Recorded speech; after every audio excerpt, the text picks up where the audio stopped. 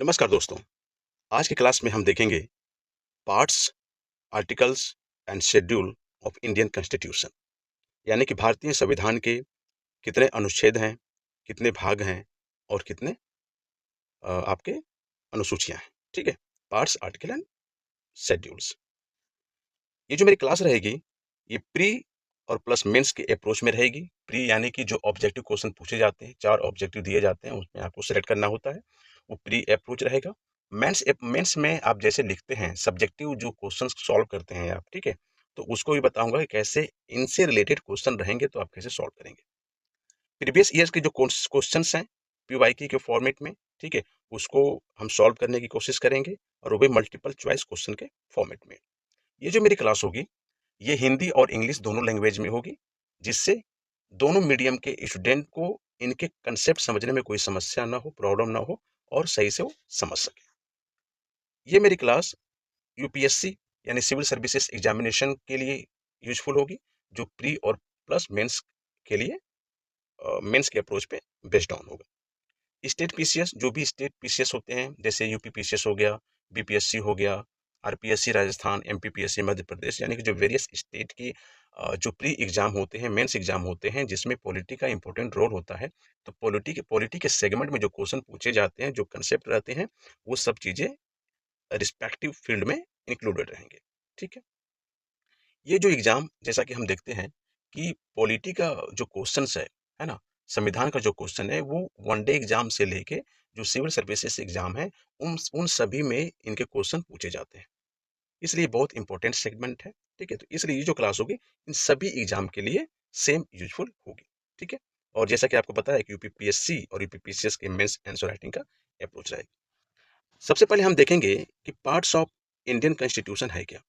अच्छा, ठीक है, इसके पहले, इसको समझने से पहले हम एक देखेंगे, एक ओवरव्यू लेते हैं कि जो हमारा ये पार्ट्स बने, ठीक है, यानी भाग बने, ओके, आर्टिकल बने,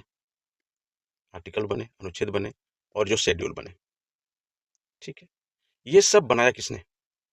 ठीक है, तो आपको पता है कि ये सब बनाई प्रारूप समिति ने, यानी कि ड्राफ्टिंग कमेटी ने। एक बार आप बेसिक कंसेप्ट समझ जाएंगे ना, तो उसके बाद आपको समझने में कोई दिक्कत नहीं होगी। आपको कंसेप्ट समझाने की इस क्लास में पूरी कोशिश करूंगा करूंगा मैं, एज वेल एज जो उसके फैक्ट हैं उसको भी हम लोग देखेंगे। तो अब देखिए, ड्राफ्टिंग कमेटी बनी, ठीक है, ड्राफ्टिंग कमेटी ने ये सब चीजें, पार्ट, शेड्यूल, सब आर्टिकल इन्होंने बनाया। ये जो ड्राफ्टिंग कमेटी है, ये किससे बना? ये ड्राफ्टिंग कमेटी बनी हमारी कंस्टिट्यूएंट असेंबली से, संविधान सभा से। ठीक है, अब जब संविधान सभा से बना, ठीक है, तो संविधान सभा में जो मेंबर सब इलेक्ट होके आए थे, नॉमिनेट होके आए थे, वो सारे मेंबर आदमी आए थे, असेंबली हुआ था। असेंबली मतलब लोगों का सभा हुआ था। ठीक, ये जो कंस्टिट्यूएंट असेंबली है, जैसे कि प्रीवियस क्लास में आपको मैं समझाया हूँ, तो आप समझिए, ये जो कंस्टिट्यूएंट असेंबली है, ये किसके द्वारा निर्माण किया गया था? तो हमारा ये कंस्टिट्यूटेड बाई इनके द्वारा। हमारा कैबिनेट मिशन, हमारा कैबिनेट मिशन था, और हमारा कैबिनेट मिशन कब आया था? 1946 में। ठीक, वेरी गुड। ये हमारा कंस्टिट्यूट हो गया कैबिनेट मिशन के द्वारा। ओके, बहुत अच्छी बात है। तो जो हमारा कंस्टिट्यूएंट असेंबली है ना, तो किस तरीके से उसमें लोग चुने जाएंगे, प्रोविंस से कितने आएंगे, प्रिंसली स्टेट्स यानी कि देसी जो रियासतें थी, वहां से कितने आएंगे, वहां से लोग नॉमिनेटेड रहेंगे। और जो प्रोविंसेस थे, यानी कि जो गवर्नर के द्वारा प्रोविंस रूलिंग होता था, चीफ कमिश्नर के द्वारा जो रूलिंग होते थे, तो उन सबों का जो किसमें किसमें हिंदू, सिख और मुसलमान में सीटों का जो बंटवारा था, वो सब कैसे था, वो सब किसने डिसाइड किया था? क्रिप्स मिशन ने। Cripps mission. और क्रिप्स मिशन कब आया था? Cripps mission 1942। ठीक है, ये प्रोसेस दिया था। Okay, okay. फिर इसके बाद ये कंस्टिट्यूएंट असेंबली का जो प्रपोजल था, किसने एक्सेप्ट किया था? तो कंस्टिट्यूएंट असेंबली का जो प्रपोजल था, प्रपोजल प्रपोजल एक्सेप्टेड बाई किसके द्वारा? अगस्त ऑफर, अगस्त ऑफर 1940। बहुत बढ़िया। अगस्त ऑफर 1940 के द्वारा हमारा ये एक्सेप्ट कर लिया गया कि हम संविधान सभा आपको बनाने देंगे। तो ये संविधान सभा बनाने के लिए, कॉन्स्टिट्यूएंट असेंबली कॉन्स्टिट्यूट बनाने के लिए किसने डिमांड किया था? इंडिया ने डिमांड किया था। ठीक, इंडियन डिमांड किए थे। ओके, तो जो इंडियन जो डिमांड किए थे, ठीक है, तो वो कैसे? आप देखते हैं कि 1934 1934 में, ठीक है, एक आइडिया था कॉन्स्टिट्यूएंट असेंबली का। किनका? M N Roy. M N Roy साहब का हमारा आइडिया था। उसको पहली पार्टी हमारा स्वराज पार्टी थी। स्वराज पार्टी, इसने रांची में जो इनका अधिवेशन हुआ था, और स्वराज पार्टी किसकी थी? मोतीलाल नेहरू और सी आर दास की। ठीक है, तो 1934 में रांची में, राइट, रांची में इन्होंने इस चीज को रखा। उसके बाद हमारी INC, Indian national Congress party, right, Patna, Patna में इन्होंने इसका ऑफिशियल प्रपोजल रखा कि इसको कॉन्स्टिट्यूएंट असेंबली को, संविधान सभा को बनाया जाए। Very good. ये सब हमारा कंसेप्ट कहाँ से आया बनाने का? 1934 में सब शुरू हो गया। तो इसका एक प्रोसेस था। ठीक है, वो प्रोसेस क्या था कि आप देखेंगे कि जो 1932 में था, 1932 में जो हमारा पूना पैक्ट बना, पूना पैक्ट बना, तो पूना पैक्ट में क्या है कि जो डिप्रेस्ड क्लास थे, जो डिप्रेस्ड क्लास थे, जिनको सेपरेट इलेक्टोरेट मैकडोनाल्ड ने दिया था, उनको क्या हुआ कि पूना पैक्ट के द्वारा इनको रिजर्व सीट दे दी गई, रिजर्व सीट दे दी गई। ठीक है, यानी कि रिप्रेजेंटेशन ऑफ पीपल के बारे में बात हो रही है। ठीक है, बिल्कुल सही। 1919 में देखेंगे, सब बैक जा रहा हूं मैं ना। 1919 में देखेंगे तो 1919 में क्या होता कि मोन्टाग्यू चैम्सफोर्ड रिफॉर्म आया था। ठीक है, इसने क्या किया था?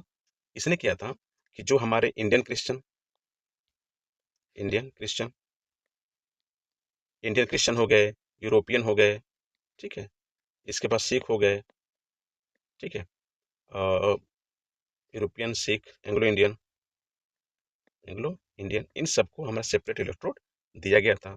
ओके, फिर देखेंगे 1909 में, 1909 में हमारे क्या थे? Morley Minto reform, Morley Minto, Minto reforms. ये रिफॉर्म क्या लाया था? आप देखते हैं कि जो मुस्लिम हैं, ठीक है, मुस्लिम के लिए हमारा सेपरेट इलेक्ट्रोड लेके आ गया, उनके रिप्रेजेंटेशन के लिए। ठीक है, फिर इससे पहले हम क्या देखेंगे? इससे पहले हम देखेंगे, ठीक है, कि कब, इससे पहले देखेंगे हम 1892 में, 1892 में क्या हुआ था कि जो हमारे भारतीय हैं उनको बजट पर बहस करने और प्रश्न पूछने का अधिकार मिल गया था। ठीक है, इससे पहले 1861, 1861 में क्या है कि जो हमारा ब्रिटिश कंपनी थी, है ना, उसने क्या किया कि जो लॉ मेकिंग प्रोसेस है, कानून बनाने का जो प्रोसेस है, उसमें क्या किया कि 3 लोगों को इंक्लूड किया, है ना, जिसमें हमारे राजाओं पटियाले थे, राजाओं बनारस थे, और सर दिनकर राव साहब थे। ठीक है, फिर हम देखेंगे 1858 में, 1858 में क्या हुआ? सिपाही रिवोल्ट हो गए। उसके बाद ब्रिटिश क्राउन ने क्या किया कि गुड गवर्नेंस एक्ट लेके आया। गुड गवर्नेंस एक्ट लेके आया तो उसमें सेक्रेटरी ऑफ स्टेट अपॉइंट किया, ठीक है, क्रिएट किया पोस्ट, और जो हमारे गवर्नर जनरल ऑफ इंडिया थे उनको वायसराय बना दिया। ठीक है, और वो वायसराय हमारा विक्टोरिया का डायरेक्ट रिप्रेजेंटेटिव था। ठीक है, इन सबों से पहले हम देखेंगे कि फिर हमारा 1853 आया। इसमें क्या किया कि लेजिस्लेटिव और एग्जीक्यूटिव बॉडी को गवर्नर का अलग अलग कर दिया, गवर्नर जनरल ऑफ काउंसिल का। ठीक है, फिर इसने 1853 में हम देखेंगे कि जो अभी एग्जाम होते हैं सिविल सर्विसेज के, खासकर पीएससी और यूपीएससी, ये 1855 में ओपन कंपटीशन शुरू हो गया था हमारा, कहाँ पे? ब्रिटेन में। ठीक है, उसके बाद देखेंगे 1833 में, तो 1833 में क्या होता है कि हमारे गवर्नर जनरल ऑफ इंडिया बने जाते हैं। कौन बनते हैं? William Bentinck. 1813 में देखते हैं कि 1 लाख रुपए एजुकेशन पे खर्च करना है, ट्रेड इंडिया में नहीं करना है, लेकिन चाय के साथ इंडिया में कर सकते हैं, और चाइना के साथ भी कर सकते हैं ट्रेड। फिर हम देखेंगे हमारा पिट्स एक्ट, है ना, पिट्स एक्ट, और हमारा पिट्स एक्ट क्या है? 1784। इसमें देखते हैं कि कंपनी को 2 भागों में बांट दिया गया। कौन कौन से भागों में बांटा गया? एक हमारा court of director, court of director, और एक हमारा बोर्ड ऑफ कंट्रोल। ठीक है, ये जो हमारा बोर्ड ऑफ कंट्रोल थे, ये हमारा पॉलिटिकल अफेयर देखते थे, और जो कोर्ट ऑफ डायरेक्टर था वो हमारा कमर्शियल कमर्शियल एक्टिविटी ये देखता था। फिर इससे पहले आप देखेंगे, ठीक है, रेगुलेटिंग एक्ट। ठीक है, रेगुलेटिंग एक्ट, तो जो हमारा रेगुलेटिंग एक्ट था 1773, इसने क्या किया था? Warren Hastings first governor general of Bengal बनाए गए थे, और ये फर्स्ट इनिशिएशन था किसका, सेंट्रलाइजेशन, ठीक है, केंद्रीयकरण का, ठीक है। यानी यानी कि आप यहाँ से शुरू करेंगे रेगुलेटिंग एक्ट, फिर हमारा पीट्स एक्ट, ठीक है, फिर हमारा 1813, 1833, फिर 1853, ठीक है, उसके बाद 1858, फिर 1861, फिर 1892, फिर 1909, ओके, फिर 1919, है ना, फिर उसके बाद 1932, फिर 1935, है ना, फिर उसके बाद 1934, फिर उसके बाद हमारा 1935 आया, फिर अगस्त ऑफर आया, है ना, फिर हमारा क्रिप्स मिशन 1942, फिर कैबिनेट मिशन 1946, फिर हमारा कंस्टिट्यूंट असेंबली बना, ठीक है, कंस्टिट्यूंट असेंबली बनने के बाद हमारी ड्राफ्टिंग कमेटी बनी, ठीक है, ड्राफ्टिंग कमेटी बनने के बाद फिर हमारा जो कॉन्स्टिट्यूशन था, हमारे पार्ट्स बने, आर्टिकल बने, शेड्यूल बना, ठीक है। अब देखिए पार्ट्स, आर्टिकल और शेड्यूल में, अब देखिए शुरुआती में क्या था, हमारे कितने पार्ट्स थे, ठीक है, हमारे पार्ट्स कितने थे, हमारे शुरुआत में पार्ट्स कितने थे, 22 पार्ट्स थे, आर्टिकल कितने थे, 395 आर्टिकल हैं, ठीक है, शेड्यूल कितने थे, 8 शेड्यूल थे इनिशियली, है ना, इनिशियली हमारे ये सब थे। लेकिन अब क्या हुआ, ठीक है, इतना समझ गए आप, ओके।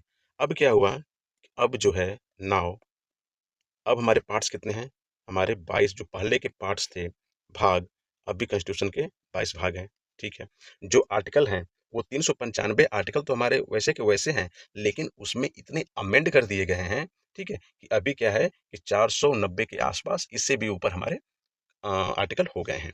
जैसे अभी लेटेस्ट आप देखेंगे कि जो हमारा 106 है ना, कॉन्स्टिट्यूशनल अमेंडमेंट एक्ट आया 2023 में, है ना, तो 2023 में हमारा 106 कॉन्स्टिट्यूशनल अमेंडमेंट एक्ट आया, तो ये भी एक नया आर्टिकल बन गया ना, एबीसीडी के फॉर्म में, ठीक है। इसमें क्या है कि 1/3 सीट रिजर्व की गई है, सीट किसके लिए, वुमेन के लिए, वुमेन के लिए।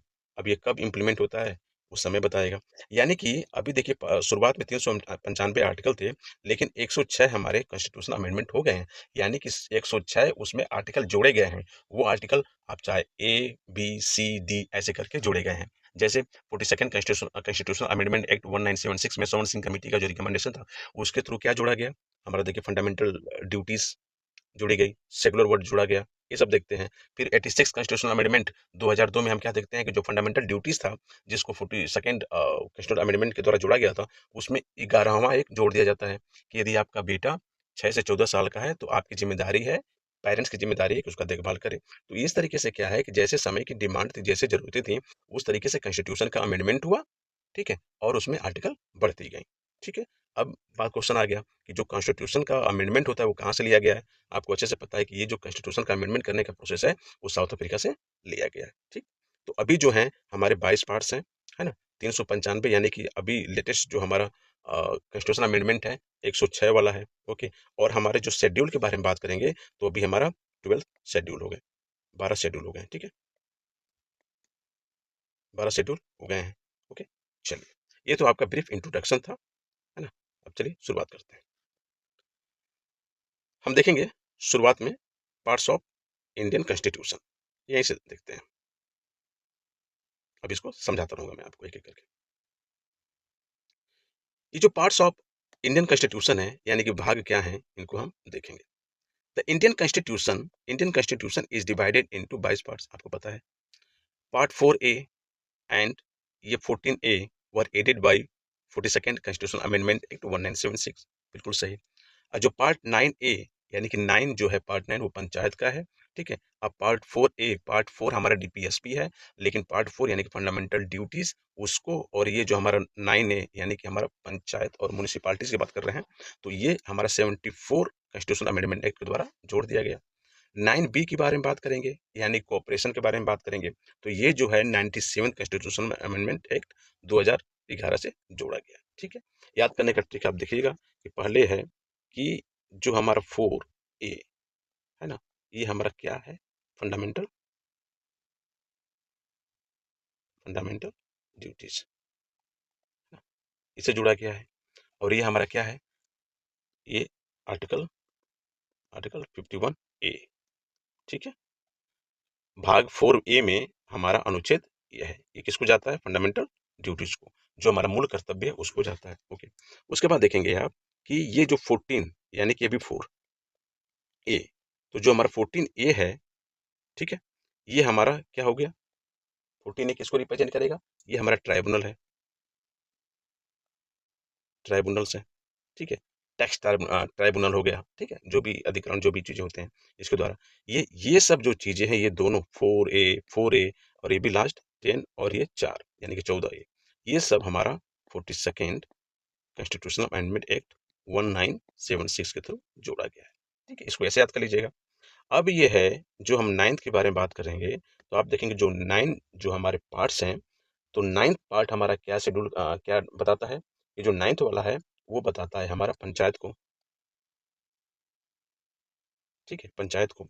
लेकिन जब हमारा इसमें 9A में जब जोड़ा गया, ठीक है, किसके द्वारा, तो ये किसको बताता है, ये बताता है आपको म्यूनिसिपालिटीज को, ठीक है, नगर निगम को, नगर पालिका को, जो चीजें आप समझिए, है ना।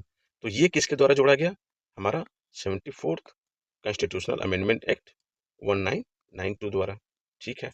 और उसके बाद लास्ट में आप देखेंगे कि जो हमारा 9B यानी कि जो पार्ट्स में अभी तक जो अमेंडमेंट हुए थे, वो 97 अमेंडमेंट एक्ट 2011 में जो आया था, ठीक है, 97 कॉन्स्टिट्यूशनल अमेंडमेंट एक्ट 2011 में जो आया था, उसी से हमारा पार्ट संशोधन हुआ था। और वो लास्ट वाला हमारा क्या था, 9B। और ये 9B किसको रिप्रेजेंट करता है, 9B किसको रिप्रेजेंट करता है, कोऑपरेटिव सोसाइटीज को, कोऑपरेटिव सोसाइटीज, ठीक है। तो पार्ट्स में हमारे ये है। आर्टिकल में देखते हैं कि 2023 तक हमारे क्या है कि 106 कॉन्स्टिट्यूशनल अमेंडमेंट एक्ट हुआ, वहां तक जुड़ा है। लेकिन 2011 में ही हमारे जो पार्ट्स है उसमें हमारा लास्ट अमेंडमेंट हुआ, और उसमें क्या किया, जो 9B है उसको ऐड कर दिया गया, ठीक है, कोऑपरेटिव वो। अब देखिए इसको याद कैसे करेंगे, ये कोऑपरेटिव है ना, कॉप COOP, यानी कि 100 कर दीजिए। अभी कितना है, 1 2 3, जीरो से डबल ओ से एक, ये दो, और ये तीन, -3 कर दीजिए, यानी कि 97। तो इस तरीके से आप इसको याद कीजिएगा, ओके। आइए देखते हैं। जो फर्स्ट है, फर्स्ट पार्ट, वो बोलता है the union and it's territory, यानी कि जो हमारे संघ है और उसका क्षेत्र है, वो हमारे पार्ट 1 में है, आपको पता है, आर्टिकल 1 to 4, ओके। नागरिकता की जो बात होती है, सिटीजनशिप के बारे में बात हो रही है, वो हमारा पार्ट 2 में जाएगा, ठीक है, 5 से 11 आर्टिकल है इसके अनुच्छेद, okay। पार्ट 3 में हमारा फंडामेंटल राइट्स जाएंगे, ठीक है, मूल अधिकार हमारे क्या है वो भाग 3 में जाएंगे। भाग 4 में हम देखेंगे, फोर्थ में DPSP, directive principle of state policy, DPSP है ना, DPSP, ये हमारा पार्ट 4 में जाएंगे। अब देखेंगे पार्ट 4A, ये हमारा अमेंडमेंट हुआ ए। तो ये क्या है कि पार्ट 4 में ही हमें अमेंड करके ए जोड़ दिए। तो इसमें हमारा क्या आएगा, फंडामेंटल ड्यूटीज आ गया। और फंडामेंटल ड्यूटीज हमारा कब जुड़ा, 42nd कॉन्स्टिट्यूशनल अमेंडमेंट एक्ट 1976 में, ठीक है। और इसमें एक ही आर्टिकल है, 11A। 11A तो है, लेकिन इसमें कितने पार्ट है, कितने हैं, कितने मूल कर्तव्य हैं, 11 मूल कर्तव्य है, ठीक है। 11 मूल कर्तव्य में पहले तो 10 थे, इसे पहले 10 थे, और जो 10 पहले से ऑलरेडी थे, वो हमारे 42nd कॉन्स्टिट्यूशनल अमेंडमेंट एक्ट के थ्रू आ गए थे। जो 11वां आया, ठीक है, जो प्लस लास्ट में आया, वो हमारा 86 कॉन्स्टिट्यूशनल अमेंडमेंट एक्ट 2002 में आया, जिसमें पेरेंट्स को बोला गया है कि उनके जो बच्चे हैं, जो वार्ड हैं, ठीक है, 6 से 14 साल में उनको पढ़ाने का अधिकार इनका भी है, इनको निभाइए, ठीक है। और ये जो रिकमेंडेशन आया था 51A जोड़ने का, वो स्वर्ण सिंह कमेटी थी। और इसमें स्वर्ण सिंह कमेटी में कितने मेंबर थे, स्वर्ण सिंह कमेटी में 12 मेंबर थे, कितने, 12 मेंबर, 12 मेंबर की कमेटी थी, ठीक है, ओके। अब देखेंगे 4A तक हमारा ये था।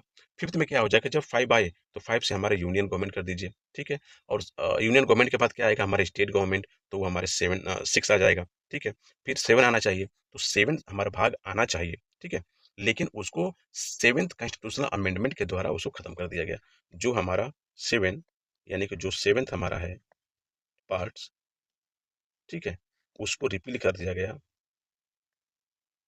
Repealed by 7th constitutional amendment act, ठीक है, ओके। तो उसके बाद ये खत्म हो गया, तो हमारा क्या आ गया, 8 आ गया। और 8 क्या करता है, द यूनियन टेरिटरीज, ओके। 9 क्या है भाग, वो हमारा पंचायत है। 9A हमारा म्यूनिसिपालिटीज है। 9B हमारे कोऑपरेटिव है। और कोऑपरेटिव हमारा क्या है, 97th कॉन्स्टिट्यूशनल अमेंडमेंट एक्ट के थ्रू आया था, ठीक है, ओके। अब हम देखेंगे, और ये हमारा, ये 9A, 9A किससे आया था, तो जो हमारा 9A है, जिसमें हमारा म्यूनिसिपालिटीज है, वो हमारे आया था 1974 कॉन्स्टिट्यूशनल अमेंडमेंट एक्ट। ओके, ठीक है, आगे इसको और देखेंगे। 10 की बात करेंगे तो जो हमारा 10 है वो हमारा शेड्यूल एंड ट्राइबल एरिया के लिए भाग है। शेड्यूल एंड ट्राइबल एरिया में क्या अंतर है? देखिए, ट्राइबल एरिया यहाँ की जहाँ टोटली मोस्टली हमारे ट्राइब रहते हैं, जैसे हमारे नॉर्थ ईस्ट, असम, मिजोरम, त्रिपुरा, ये सब हमारे ट्राइबल एरिया है। ठीक है। शेड्यूल एरिया में क्या होते हैं, है ना? शेड्यूल्ड एरिया में जो होते हैं, अनुसूचित जो होते हैं एरिया, वो होता है जहाँ पे कोई क्षेत्र है, उस क्षेत्र में कोई एक स्पेशल भाग है, वहाँ पे ट्राइब्स अधिक रह रहे हैं। जैसे आप देखेंगे कि हम उत्तर प्रदेश के ललितपुर डिस्ट्रिक्ट में देखेंगे, चाहे लखीमपुर खीरी में देखेंगे, तो उन लखीमपुर डिस्ट्रिक्ट में कुछ क्षेत्र ऐसे हैं, है ना, जहाँ पे ट्राइब्स अधिक हैं, तो वो एरिया को शेड्यूल अनुसूचित कर दिया जाता है। और उसको देखता कौन है? गवर्नर, यानी गवर्नर जो वहाँ पे रूल बनाएंगे वही उनका चलेगा। ट्राइबल एरिया में ये होता है कि ये ऑटोनोमस बॉडी बन जाती है, ऑटोनोमस डिस्ट्रिक्ट बन जाती है वहाँ पे। यानी कि ट्राइब जैसा चाहेंगे अपने कल्चर को प्रिवेंट करने के लिए, जमीन, जंगल, इसको बचाने के लिए जो भी चलाएंगे, उनका वो ऑटोनोमस गवर्नमेंट चलती है वहाँ पे। ठीक है, यही अंतर है आपका। 11 में क्या करेंगे? जो 11वां भाग है उसमें होता क्या है कि जो यूनियन और हमारे स्टेट हैं उसका रिलेशन हो जाता है, संबंध हो जाता है, उसके बारे में उसको बताया गया है। ओके। 12 में देखेंगे तो जो पार्ट 12 है उसमें आपके आ जाएंगे फाइनेंस, प्रॉपर्टी, ठीक है, ऑन कॉन्ट्रैक्ट्स। कौन से कॉन्ट्रैक्ट चल रहे हैं, फाइनेंस कमीशन वित्तीय कैसे होगा, प्रॉपर्टी कैसे डिटरमाइंड होगी, ये सब चीजें हमारे क्या है, पार्ट 12 में मेंशन है। 13 पार्ट देखेंगे तो 13 मतलब ट्रेड, 13 मतलब 13, 13 है, 13 यानी कि ट्रेड। ठीक है, तो 13 मतलब ट्रेड। तो trade, commerce and intercourse, intercourse मतलब आवागमन, एक जगह से दूसरी जगह आप कर सकते हैं with in the territory of India. तो जब आप, जैसे हमारे जो गुजरात यूपी का सामान है, आप गुजरात में लेके जा रहे हैं, तो आप क्या कर रहे हैं कि यूपी से आप एमपी जाएंगे, एमपी से आप गुजरात होकर निकलेंगे, महाराष्ट्र होकर निकलेंगे, या राजस्थान होकर निकलेंगे, तो कई नेशनल हाईवे उस तरीके से आप लेके जाएंगे। तो आप क्या ना, फ्री तरीके से आप जा सकते हैं। यदि आपके पास ऑल इंडिया परमिट गाड़ी है तो उसको लेके आप कहीं फ्रीली मूवमेंट आप कर सकते हैं। तो वो सब चीजें कहाँ है? वो हमारा 13 में है, भाग 13 में है। और ट्रेड और कॉमर्स का जो कंसेप्ट है कॉन्स्टिट्यूशन में, वो कहाँ से लिया गया है? तो ऑस्ट्रेलिया से लिया गया है। ठीक है। अब देखेंगे हमारा 14 में क्या बोलता है। 14 ये है, इसमें ये कहता है कि services under union and states, states यानी कि हमारे भारत सरकार और जो राज्य सरकार है उनमें जो भी सर्विसेज हैं वो हमारा पार्ट 14 में आते हैं। ठीक है। ओके, ठीक है। अब देखेंगे हमारा 14A, ये जो कि आपको बताया कि जो हमारा 14A है ये हमारा ट्राइब्यूनल्स है। ठीक है। और ये हमारा ट्राइब्यूनल्स जो हमारा है, ये हमारा इस आर्टिकल में मेंशन है। Very good. इसके बाद देखेंगे हम ये आर्टिकल 15, ये अरे सॉरी, भाग 15, भाग 15 बहुत इंपॉर्टेंट है। जो भी हमारे इलेक्शन हो रहे हैं और होते हैं, यानी कि निर्वाचन जो होता है, निर्वाचन, इलेक्शन, वो हमारा पार्ट, ये हमारे 15 में रहता है, भाग 15 में रहते हैं। इसका 324 से 329 ये रहता है। 16 में देखेंगे, जब इलेक्शन हो गया तो 16 में देखेंगे कि special provision for the certain classes, यानी कि एससी, एसटी, ओबीसी, ईडब्ल्यूएस भी, यानी कि मान लीजिए आरक्षण मिल रहा है, तो आजकल आरक्षण सबको मिलता है ना, कोई वंचित नहीं रह गया। वो चाहे एससी कम्युनिटी से बिलोंग करे या ओबीसी बिलोंग करे, ठीक है, या जनरल कैटेगरी से बिलोंग करे, तो जनरल कैटेगरी से भी ईडब्ल्यूएस को मिल रहा है। ठीक है, यानी सबको अब रिजर्वेशन मिल रहा है। ओके, तो वो किस में है स्पेशल प्रोविजन? तो ये हमारा 16, 16 में। 17 के बारे में बात करेंगे तो देखिए 17 है ना, तो 17 मतलब लैंग्वेज। ठीक है, ऑफिशियल लैंग्वेज। 7 को उल्टा कर दीजिए, तो जब 7 है, 7 को उल्टा करेंगे तो एल बनेगा, तो एल से लैंग्वेज है। ठीक है, तो 17 में हमारा लैंग्वेज हो गया। 18 में हमारा इमरजेंसी प्रोविजन हो गया, और इमरजेंसी प्रोविजन कहाँ से लिया गया है? जर्मनी से। ठीक है। 19 में देखेंगे भाग में हमारा मिसलेनियस है, विभिन्न प्रकार की चीजें आती हैं इसमें। ओके। और जब ये देखेंगे 20, है ना, तो 20 देखेंगे तो इसमें है अमेंडमेंट ऑफ द कॉन्स्टिट्यूशन, और अमेंडमेंट ऑफ द कॉन्स्टिट्यूशन कहाँ से लिया गया है? साउथ अफ्रीका से। और ये किस में है? भाग 20 में। और भाग 10 में क्या है? भाग 10 में देखते हैं आपकी जो शेड्यूल एंड ट्राइबल एरिया है उसको मेंशन है, और भाग 20 में देखते हैं कि हमारा अमेंडमेंट ऑफ द कॉन्स्टिट्यूशन है। ठीक है। 21 में हम देखेंगे कि 21 में क्या है, तो 21 में आपका temporary, transitional and special provision mention है। ठीक है, ये चीज चलेगी आपकी।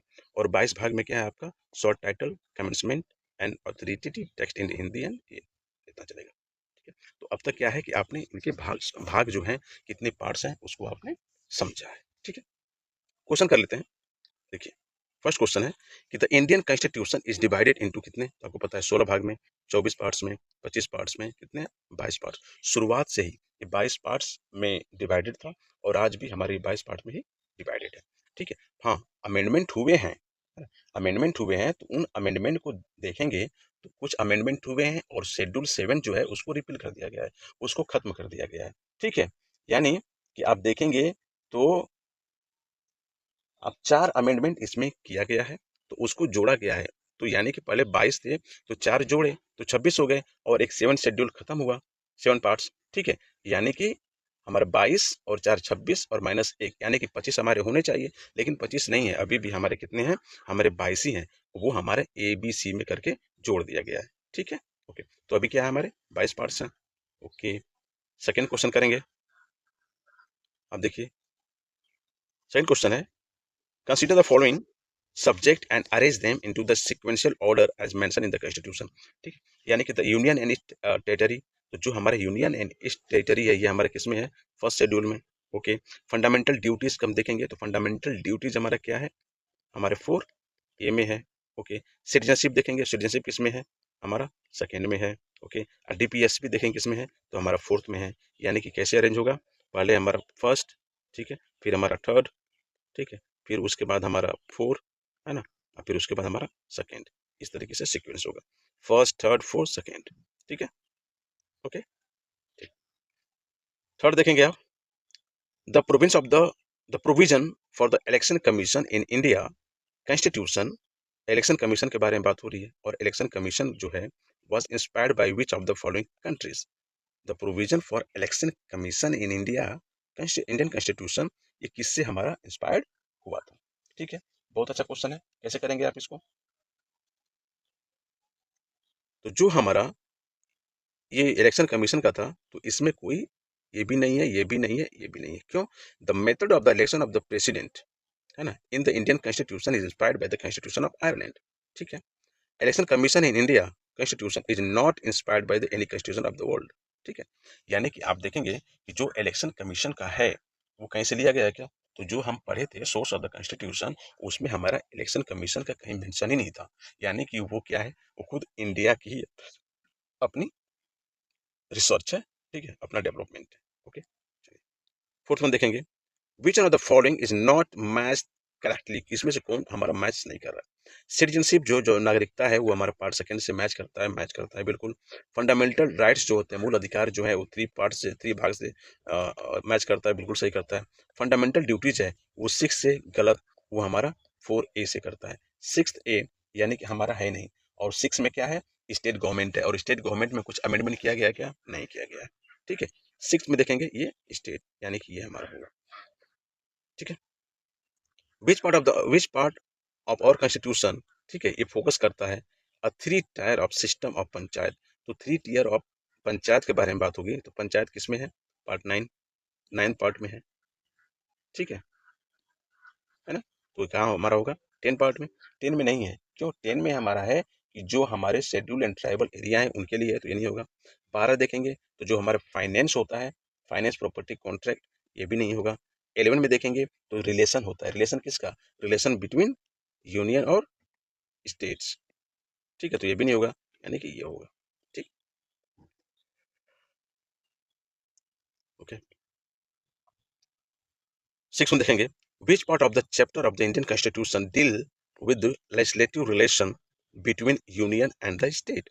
तो इंडियन और स्टेट में रिलेशन किस में जाएगा, तो हम देखते हैं कि 5 में तो हमारा सेंट्रल है, 6 में हमारा स्टेट है, 7 है नहीं, 8वां हमारा यूटी है, 9 पंचायत है, 10 हमारा शेड्यूल वो है, और जो 11th पार्ट होता है, 11th पार्ट, तो उसमें हमारे क्या है कि हमारा रिलेशन है between the union and state. ठीक है, तो यानी कि ये भी नहीं हो गया और ये भी नहीं हो गया, बचा कौन, 11A और 11 ये चैप्टर सेकेंड। ठीक है, तो इसमें हम देखेंगे कि आप क्या है इसका, जो ये 11A और चैप्टर 1 है ना, इसमें ये चीजें मेंशन है, शायद ये गुड। ठीक, 7th वन देखेंगे, match list 1 with list second and select the correct using the code given below the list. ठीक है, सब्जेक्ट है और हमारे पार्ट्स ऑफ कॉन्स्टिट्यूशन के बारे में दिया गया है। एवोल्यूशन ऑफ टाइटल मतलब क्या होता है? ये आर्टिकल 18 में दिया गया है। इसका मतलब ये होता है कि अंग्रेजों द्वारा जो सर बोला जाता था वो खत्म कर दिया गया कि आप इसको टाइटल नहीं, है ना? किसी को राजा, महाराजा, अधिराजा जो भी टाइटल दिया जा रहा था, राय बहादुर, ठीक है, ये जो दिया टाइटल दिया जा रहा था अंग्रेजों के द्वारा, उसको खत्म कर दिया गया। और ये हमारे आर्टिकल आर्टिकल किसमें है? 18 में। तो ये एवोल्यूशन ऑफ आर्टिकल है, वो किस में जाएगा? ठीक है, तो ये जाएगा हमारा फंडामेंटल राइट्स में। फंडामेंटल राइट्स कहाँ है? ठीक है, 14 से, ठीक है, ये 30 तक मेले लेकर चलिए, आपको समझ में आ जाएगा।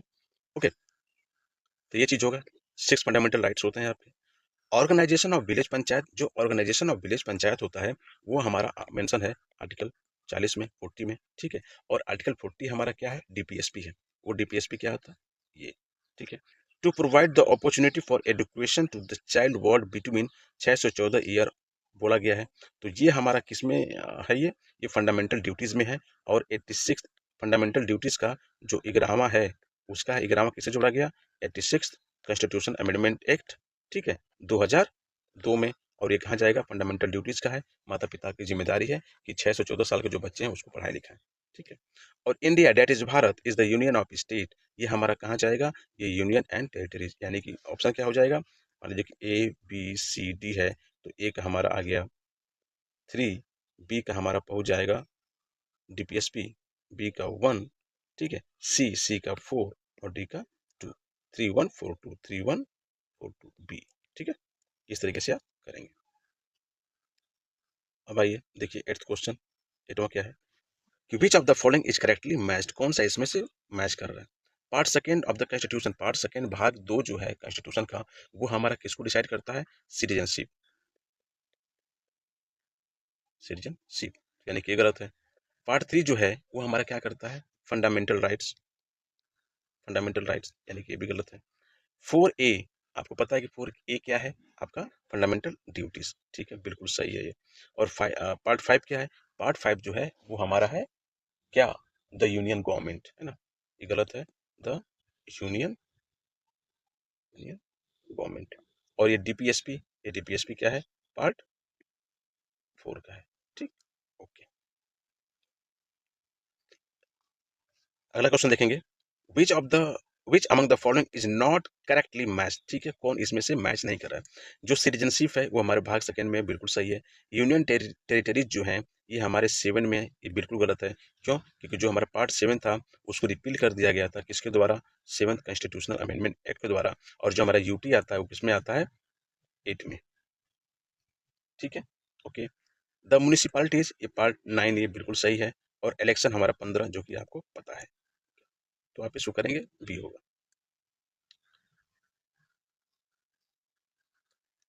लिस्ट 1 और लिस्ट सेकेंड, ठीक है, correct answer by using code. देखिए पार्ट 9 के बारे में बात हो रही है। जो पार्ट 9 है ये हमारे आ जाएंगे पंचायत। एक्चुअली क्वेश्चन में जब ऐसा हो तो आप खुद लिख के भी अपना कर सकते हैं। 8 में आज हमारा क्या आ जाएगा? 8 में हमारे आ जाएंगे यूटी, जो यूनियन टेरिटरीज हैं। हमारा 4A में हमारे आ जाएंगे फंडामेंटल ड्यूटीज, ठीक है। और हमारे 9 में क्या है? पंचायत। और 9A में हमारे म्यूनिसिपालिटीज, यानी कि मुनि, यानी कि ये हमारा 2 आ जाएगा। फंडामेंटल राइट यानी कि 4 आ जाएगा। हमारा यूनियन टेरिटरी यानी कि 1 हो जाएगा। और हमारे 3142 ए, ठीक। ओके, यानी कि सही है। चलिए, विच अमंग द फॉलोइंग, यानी ये is not correctly matched. Official language के जो बारे में बात करेंगे तो ऑफिशियल लैंग्वेज हम देखते हैं कि पार्ट 17 जो है ना, पार्ट 17, पार्ट 17 में क्या है? हमारा ऑफिशियल लैंग्वेज है। तो ये हमारा क्या आएगा?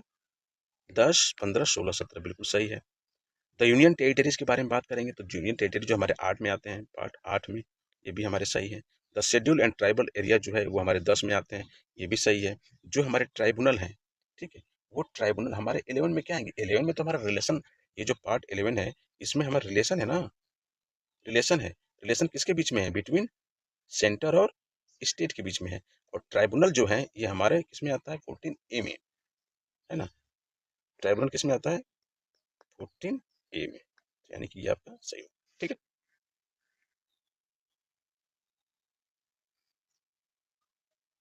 चलिए, which are the following is not correctly matched under the constitution of India, ठीक है।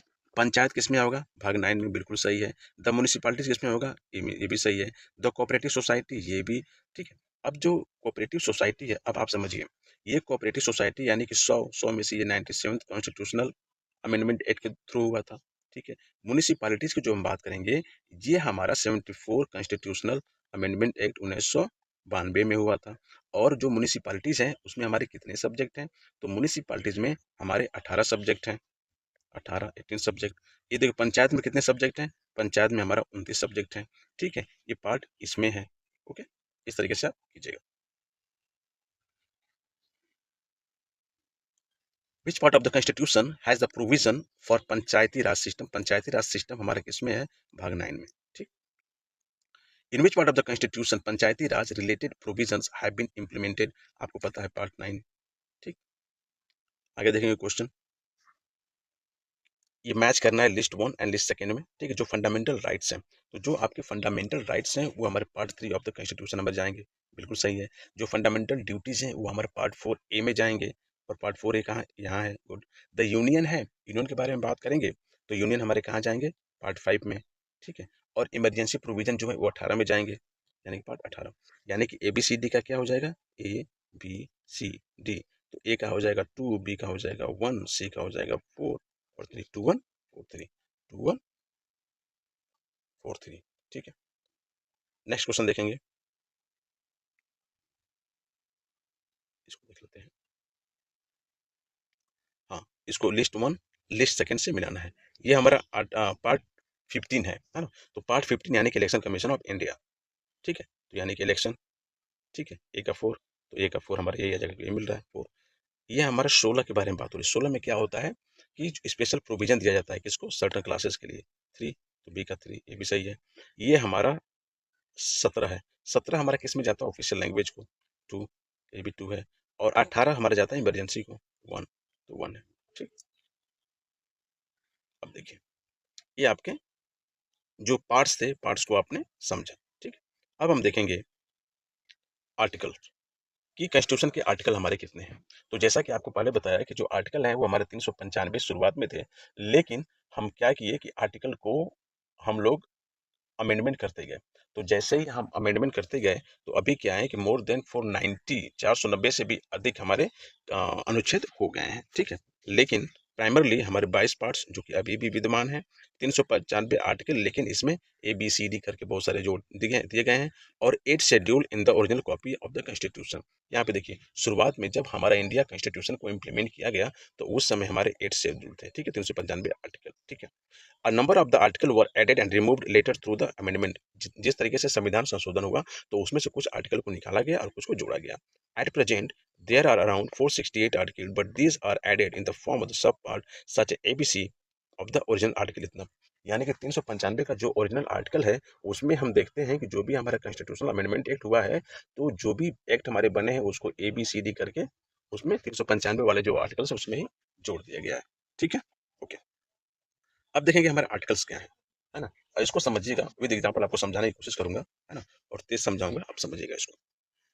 आर्टिकल 1 है, जो अनुच्छेद 1 है, उसमें दिया गया है name and territories of the union, यानी कि जो भारत का क्षेत्र है संघ का, उसको इसमें मेंशन है। मान लीजिए जैसे तेलंगाना हो गया। तेलंगाना 2014 में तो हमारा अलग राज्य बना, किससे कट के बना? आंध्र प्रदेश से, ठीक है। तो हमारे एक राज्य का फॉर्मेशन हुआ, एक दूसरा राज्य बना आंध्र से कट के, लेकिन उससे इंडिया से अलग नहीं हो गया वो, ठीक है। जो कि राज्यों से तो अलग राज्य भारत में थे, और भारत में ही आंध्र प्रदेश था, और आंध्र प्रदेश से ही कट के हमारा तेलंगाना बना 2014 में। तो वो हमारा अलग नहीं बन गया, बल्कि वो इंडिया में ही रहा। इंडिया रिमेन वन यूनियन, ठीक है। ये not a federation of independent state. ये हमारा अलग अलग एक कोई एग्रीमेंट के तहत हम नई फेडरेशन नहीं बनाए हैं, बल्कि हम यूनियन है, ठीक है। ये समझ में आ गया।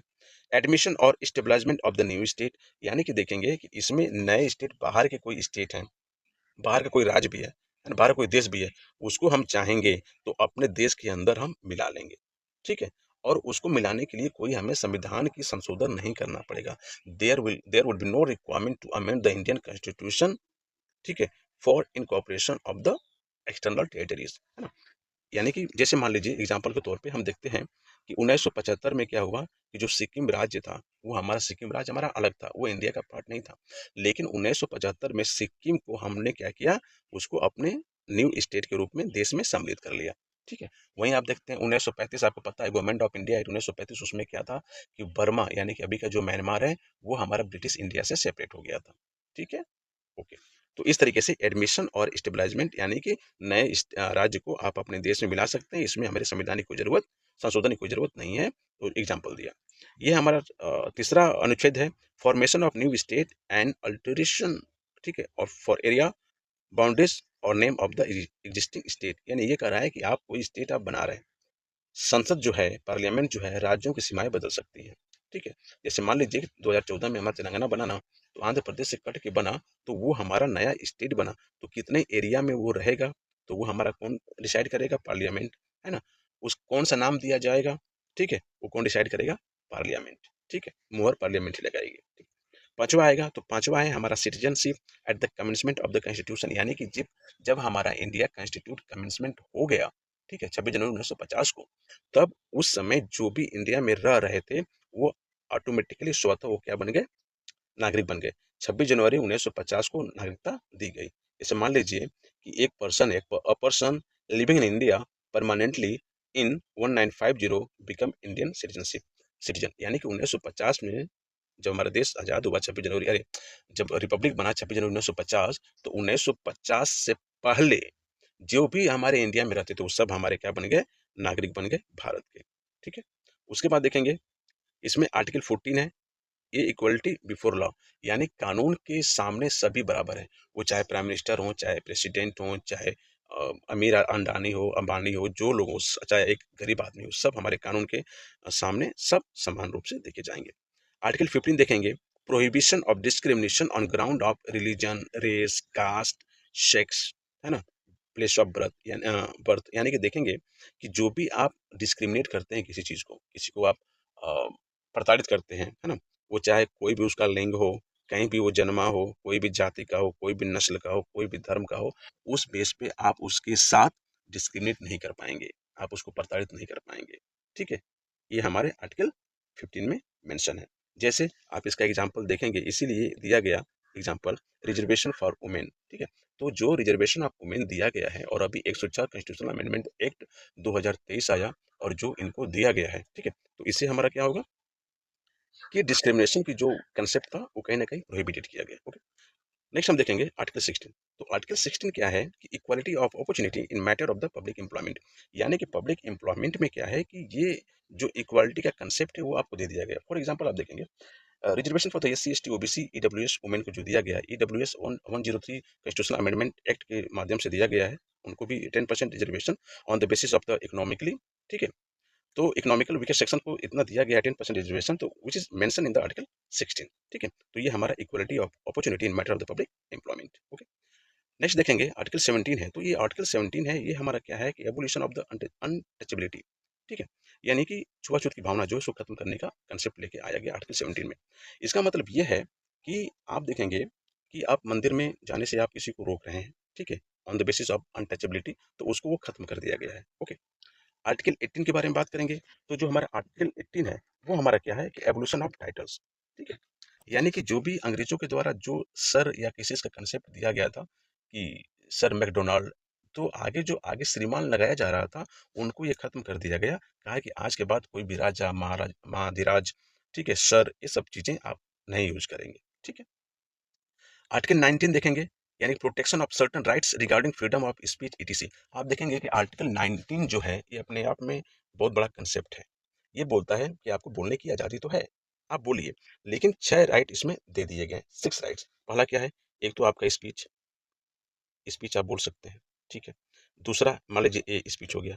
बी, बी हमारा है कि आप क्या बना सकते हैं, असेंबली कर सकते हैं, असेंबली आप कर सकते हैं। सी, सी यानी कि एसोसिएशन बना सकते हैं, एसोसिएशन बना सकते हैं आप। डी, यानी कि हमारा डी में क्या है कि आप देखते हैं कि इसमें आप कहीं भी थ्रू आउट द इंडिया आप कहीं भी मूवमेंट कर सकते हैं, आप कहीं भी जा सकते हैं, आप केरला जा सकते हैं, आप मिजोरम जा सकते हैं, आप श्रीनगर जा सकते हैं, उत्तर प्रदेश जा सकते हैं। ठीक है। ई, है ना, ई में हम देखेंगे कि आपका रेजिडेंस, आप कहीं भी, अभी कुछ पल के लिए था कि कुछ एरिया जो है श्रीनगर में आप वहाँ जाकर रह नहीं सकते थे, ठीक है, आवास नहीं खरीद सकते थे। लेकिन जो 360 जो हमारा खत्म हुआ, 370 सॉरी 370 हमारा खत्म हुआ, तो उसके बाद वहाँ पे जाके आप निवास बना सकते हैं, तो ये भी है ना? उसके बाद हमारा एफ आता है, वो हमारा है प्रोफेशन, ठीक है? यानी कि कोई भी प्रोफेशन, आप यदि इंडिया में जन्मे हैं तो आपको जो करना है आप कर लीजिए। If you want to be a doctor, be doctor. If you want to be engineer, go and be engineer, ठीक है? आप जो भी कुछ करना चाहते हैं आप इंडिया में रह के कीजिए। ये सब सारी चीजें हमारा प्रोटेक्शन कौन प्रोवाइड करता है? आर्टिकल 19, ठीक है? अब देखेंगे आर्टिकल 20, ये आर्टिकल 20 और ये आर्टिकल 22 ये ना कभी कभी कंफ्यूज क्लियर करते हैं। कैसे? देखिए, ये आर्टिकल 20 है protection in respect of conviction for offences, यानी कि आप कोई क्राइम किए हैं। कौन सा crime? Criminal crime, civil crime की बात नहीं हो रही। तो इसमें क्या है कि एक आदमी को जो कन्विक्टेड है, ठीक है, उसको प्रोटेक्शन मिलता है। कौन सा प्रोटेक्शन मिलता है? तीन तरीके से प्रोटेक्शन मिलता है उसको। कौन कौन सा? देखिए, पहला ये है पोस्ट, है ना? इसमें post fact law, post facto law. इसका मतलब ये है कि यदि आज आप किसी को कुछ गाली दे रहे हैं, सपोज, है ना, आप किसी को कुछ बोल रहे हैं, तो जब आप कुछ बोल दिए हैं तो अभी तो कोई केस नहीं है, ठीक है, अभी कोई केस नहीं है।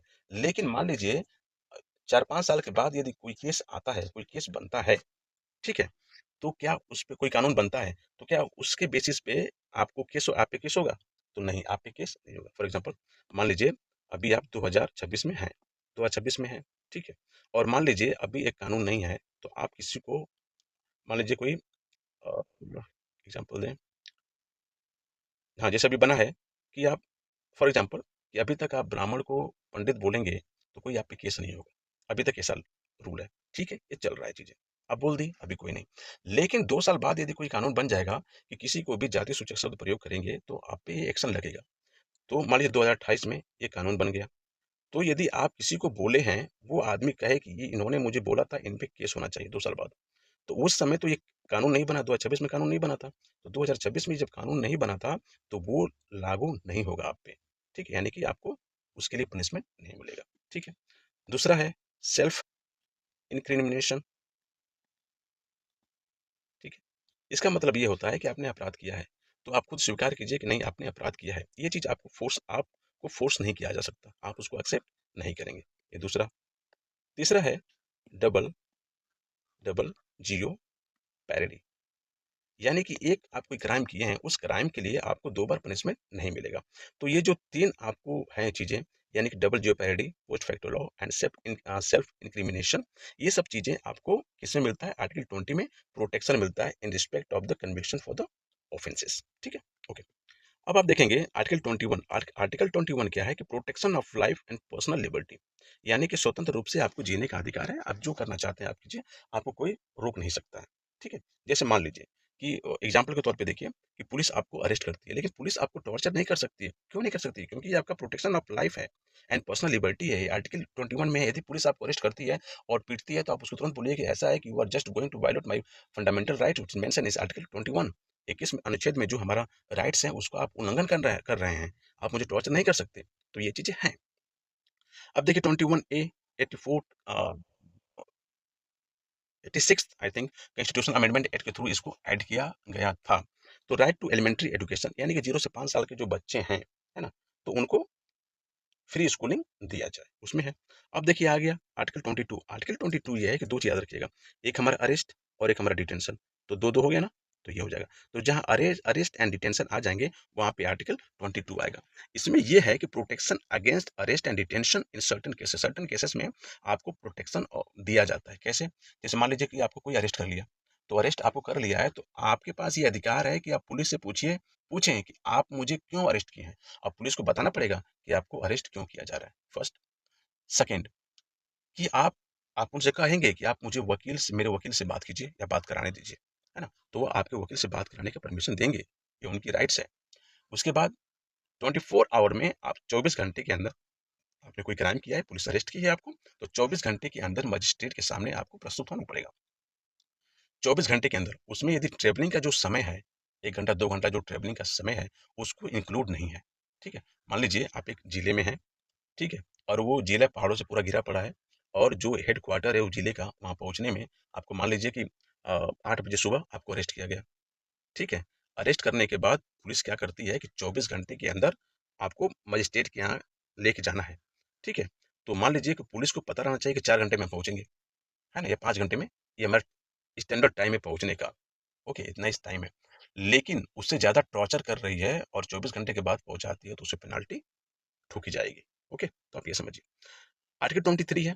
आर्टिकल 23 है यानी कि prohibition of traffic in human beings and forced labour, यानी कि ये है कि जो मानव तस्करी होता है ना? उसको ये रोकता है ना? और दूसरे के बाद जो फोर्स्ड लेबर है यानी कि जबरन आप किसी से काम करवा रहे हैं, वो चीज़ रोका गया, उससे उस चीज़ को रोका गया है। फॉर एग्जाम्पल आप देख लीजिए कि जो बॉन्डेड लेबर है उनको बैन कर दिया गया है, यानी कि किसी के यहाँ आप लेबर जो है, बंधुआ मजदूर आप नहीं रख सकते, उसको आर्टिकल 23 के द्वारा खत्म कर दिया गया है, ठीक है?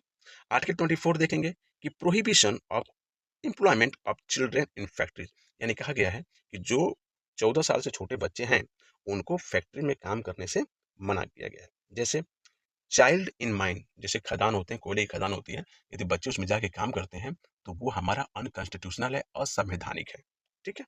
ओके, अब देखेंगे आर्टिकल 25 क्या है।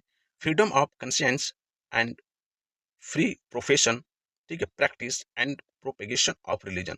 आर्टिकल 25 ये बोलता है कि आप कोई भी धर्म को आप मान सकते हैं, उसका प्रचार प्रसार कर सकते हैं और फ्री है, ठीक है? 26 क्या बोलता है कि freedom to manage religious affair, ठीक है? यानी कि देखिए, यानी कि आर्टिकल 25 क्या है, यानी कि आप कोई भी धर्म को मान सकते हैं। आर्टिकल 26 क्या है कि मैनेज रिलीजियस अफेयर, यानी कि जो भी हमारे धार्मिक अफेयर्स हैं उसको आप मैनेज कर पाएंगे। जैसे for example temple trust, temple का कोई ट्रस्ट है, ठीक है? तो टेम्पल का कोई ट्रस्ट है, मंदिर कोई ट्रस्ट है ना? तो उसमें जो भी पैसा कोई देगा उस पे कोई टैक्स उसकी बात नहीं है। उस पैसे जो भी कुछ करना है आपको, मंदिर को सुंदरीकरण बनाना है, ठीक है? उसकी बाउंड्री लगवानी है, तो वो आप कीजिए, आप फ्री हैं उसे करने के लिए। आर्टिकल 27 में क्या है?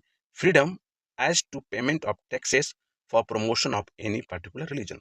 27 ये कहता है कि यदि कोई धर्म है, उस धर्म के प्रचार प्रसार करने के लिए सरकार जो है आपको कोई भी सहायता नहीं देगी। Government can not fund religion, government कोई भी धर्म को प्रचार करने के लिए फंड नहीं देगी। क्यों? बिकॉज इंडिया क्या है, एक सेकुलर नेशन है, यानी कि यहाँ पे जो स्टेट हैं, जो राज्य हैं, जो सरकारें हैं, है ना, वो किसी भी एक धर्म को प्रमोट नहीं करेंगी, बल्कि न्यूट्रल रहेंगे। सभी धर्म उनके लिए बराबर है।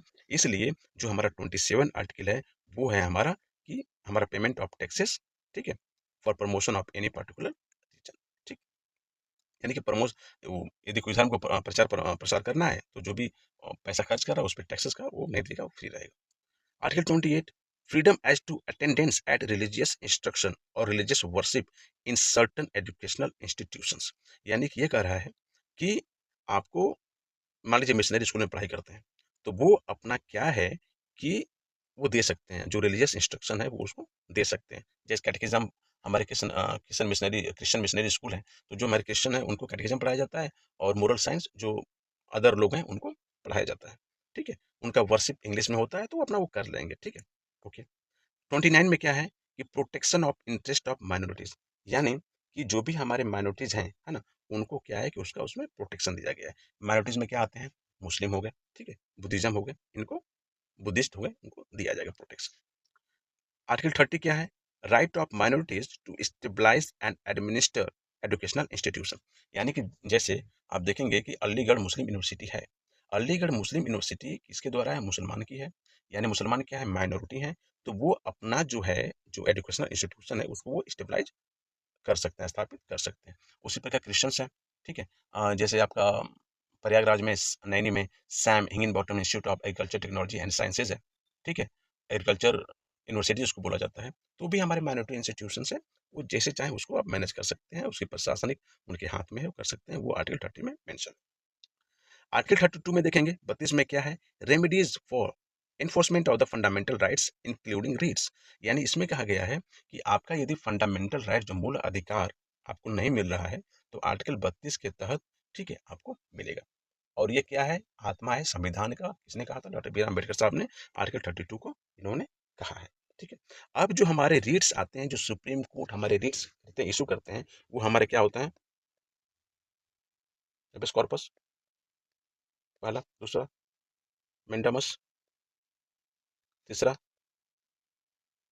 सर्टुटरी, ठीक है। फिर हमारा क्या है, Q/N2 और हमारा प्रोहिबिशन। ठीक है, ये हमारे 1 2 3 4 5 हमारे रेट्स हमारे होते हैं। ठीक है, ओके। उसके बाद देखेंगे 38 में, ये क्या है, state to secure social order for the promotion of the welfare of the people. यानी कि आर्टिकल 38 ये बोलता है कि लोगों की भलाई के लिए, है ना, आप कुछ सोशल ऑर्डर जो है आप स्टेबलाइज कर सकते हैं। वो जिम्मेदारी किसकी है, स्टेट की है। आर्टिकल 39 में क्या है, certain principle of policy to be followed by the state. यानी कि कुछ चीजें जो हैं स्टेट के द्वारा फॉलो करना पड़ेगा। एग्जाम्पल के तौर पे आप देखेंगे, जो हमारा इक्वल पे है ना, इक्वल पे यानी कि समान कार्य के लिए समान वेतन, तो ये हमारा कौन देगा, स्टेट गवर्नमेंट देगी, है ना, हमारे स्टेट देंगे। स्टेट हमारे क्या होते हैं, स्टेट हमारे PSU भी हो सकते हैं, स्टेट हमारे इंस्टीट्यूशन भी हो सकते हैं। ठीक है, ये सब हमारे स्टेट में आते हैं। ओके। आर्टिकल 39A हमारा equal justice and free legal aid, है ना। यानी कि क्या है कि जो भी गरीब है, जिसके पास पैसे नहीं है, रिसोर्सेज नहीं है, आप सरकार क्या करेगी कि उनको हमारे जो लीगल सहायता है उसको प्रदान करेगी। ठीक, ओके। आगे देखेंगे, चलिए। अच्छा, इसको ट्रिक कैसे याद करेंगे आप ना, बता दे रहा हूँ मैं।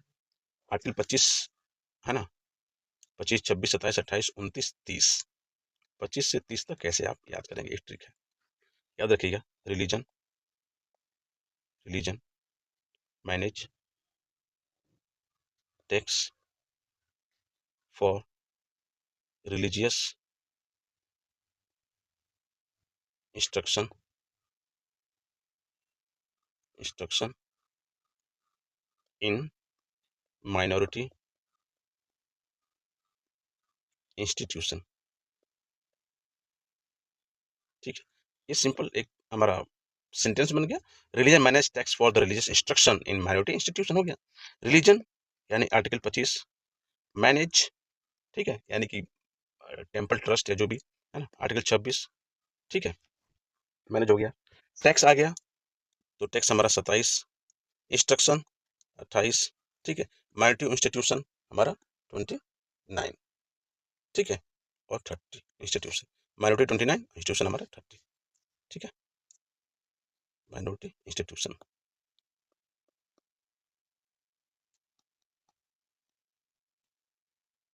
माइनॉरिटी इंस्टीट्यूशन, ठीक है, इस तरीके से आप याद कर लीजिएगा।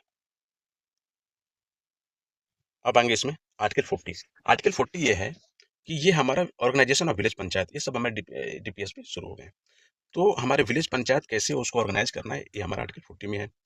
41 में क्या है, right to work, right to work to education and public assistance in certain cases. अब देखिए, राइट टू वर्क मतलब क्या होता है, जैसे फॉर एग्जांपल आप देखेंगे मनरेगा, ठीक है, मनरेगा में जो काम करने का है वो हमारा राइट टू वर्क है।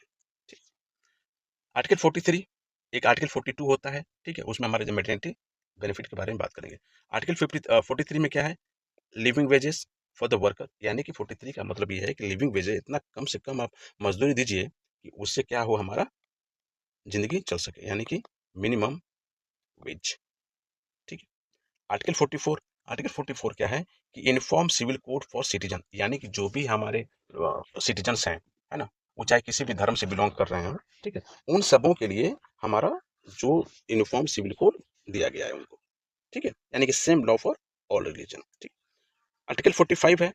आर्टिकल 45 का मतलब यह है कि provision for early childhood care and free and compulsory education to children below the age of 6 year, यानी कि 0 से लेकर 6 साल के बच्चों के लिए जो एजुकेशन है ना, वो सब चीज का फ्री प्रोवाइड करने का प्रोविजन है। एग्जाम्पल के तौर पे देखेंगे कि जो हमारे आंगनवाड़ी आंगनवाड़ी जो केंद्र बना है वो हमारा किस लिए बना है, आर्टिकल 45 को फुलफिल करने के लिए, सिंपल। तो हर आर्टिकल को यदि एग्जाम्पल के थ्रू आप लेके जाएंगे तो आप उसको कोड करते जाइए, आप जाएंगे देखें आंगनबाड़ी, तुरंत आपके दिमाग में आना चाहिए कि हाँ आर्टिकल 45 के अंतर्गत ये प्रोविजन है।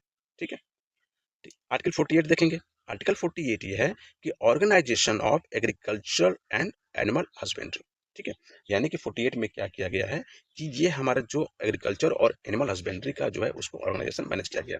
फॉर एग्जाम्पल देखेंगे इसका, जैसे हमारा होगा cow protection, cow protection, cow protection के लिए किया गया है, एनिमल हस्बेंड्री के लिए जो भी चीजें बनेगी वो सब हमारे आर्टिकल 48 के अंतर्गत आएंगे।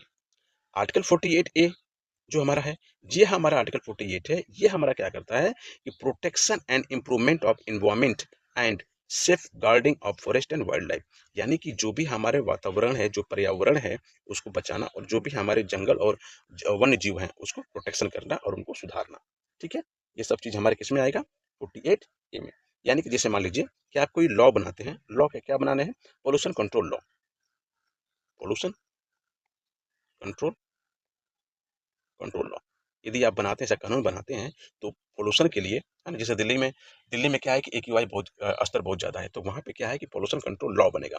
तो जब हमारा पोल्यूशन कंट्रोल लॉ बनेगा, प्रदूषण को कंट्रोल करने के लिए कानून बनेगा, तो वो हमारा किसको फुलफिल करेगा? 48A आर्टिकल को। ठीक है, ओके। 49 क्या है? 49 बोलता है कि protection of monuments and places and object of the national importance, यानी कि जैसे मान लीजिए कि जो भी हमारे देश के इंपॉर्टेंट, महत्वपूर्ण, जो हमारे राष्ट्रीय महत्वपूर्ण जो हमारे जगह हैं, स्थान हैं, ठीक है, मोनूमेंट्स हैं, उसको प्रोटेक्शन करना।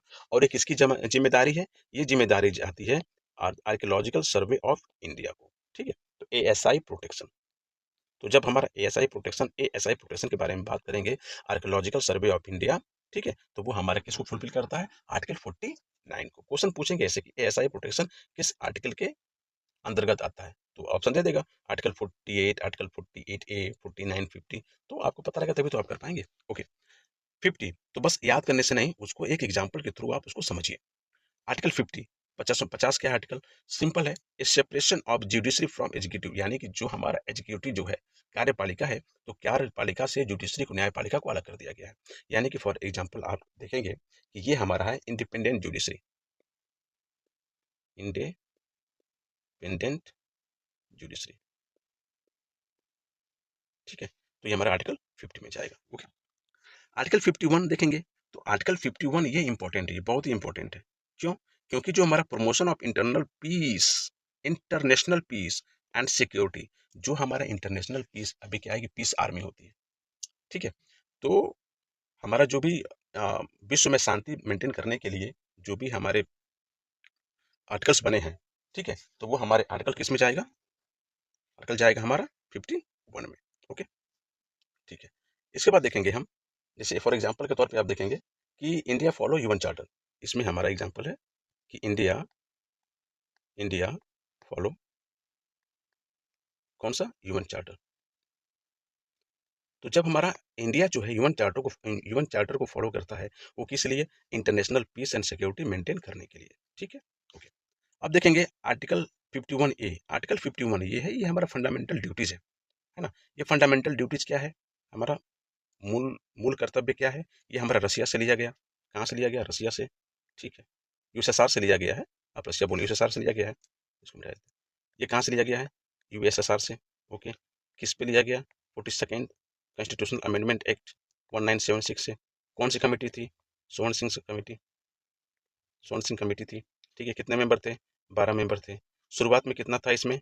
10 हमारे फंडामेंटल ड्यूटीज थी। फिर हमारा 1+1 फंडामेंटल ड्यूटीज हमारे जोड़ा गया। वो किससे जोड़ा गया? 86 कॉन्स्टिट्यूशनल अमेंडमेंट एक्ट 2002 से। ठीक है, तो अब टोटल कितने हैं? 11 हमारे फंडामेंटल ड्यूटीज है। ठीक है, तो इस तरीके से आपको याद करना पड़ेगा। 52 आप देखेंगे, प्रेसिडेंट ऑफ इंडिया, यानी कि भारत का एक प्रेसिडेंट होंगे। Okay, very good. 53 executive power of the union, यानी कि जो भी हमारे गवर्नमेंट के जो भी एक्शन होंगे, वो किसके नाम पे होंगे? वो प्रेसिडेंट के नाम पे होंगे। 54 है election of the president. Election of the president का मतलब क्या होता है कि हमारा इलेक्शन कैसे होगा? तो हमारा इलेक्टोरल कॉलेज होगा। ठीक है, इलेक्टोरल कॉलेज में हमारे क्या होंगे कि जो भी हमारे इलेक्टेड इलेक्टेड ठीक है, हमारे क्या होंगे? एमपी। ठीक है, इलेक्टेड एमपी होंगे। ओके, राज्यसभा और लोकसभा के। ठीक है, और जो हमारे एमएलएज होते हैं, ठीक है, ये सब हमारे इसमें आके पार्टिसिपेट करेंगे। इसमें नॉमिनेटेड नहीं करेंगे, और जो हमारा विधानसभा परिषद है, विधान परिषद है, जो 6 विधान परिषद हैं, ठीक है, बाई कैमरे में जो आते हैं, जैसे हमारा कौन कौन सा हो गया? आंध्र प्रदेश तेलंगाना हो गया, यूपी बिहार हो गया, और कर्नाटका और महाराष्ट्र। तो ये 6 के जो हमारे लेजिस्लेटिव काउंसिल होते हैं, उसके मेंबर नहीं होते हैं, और नहीं तो सब हमारे विधायक और सांसद होते हैं। ठीक है, ओके। 55 है manner of election of president, यानी कि प्रेसिडेंट को चुनने का तरीका क्या है? तो आपको पता है, फॉर एग्जांपल आप देखेंगे कि हम क्या करते हैं कि प्रोपोर्शनल रिप्रेजेंटेशन सिस्टम यूज करते हैं।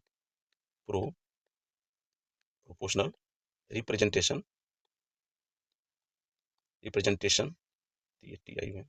सिस्टम, ठीक है।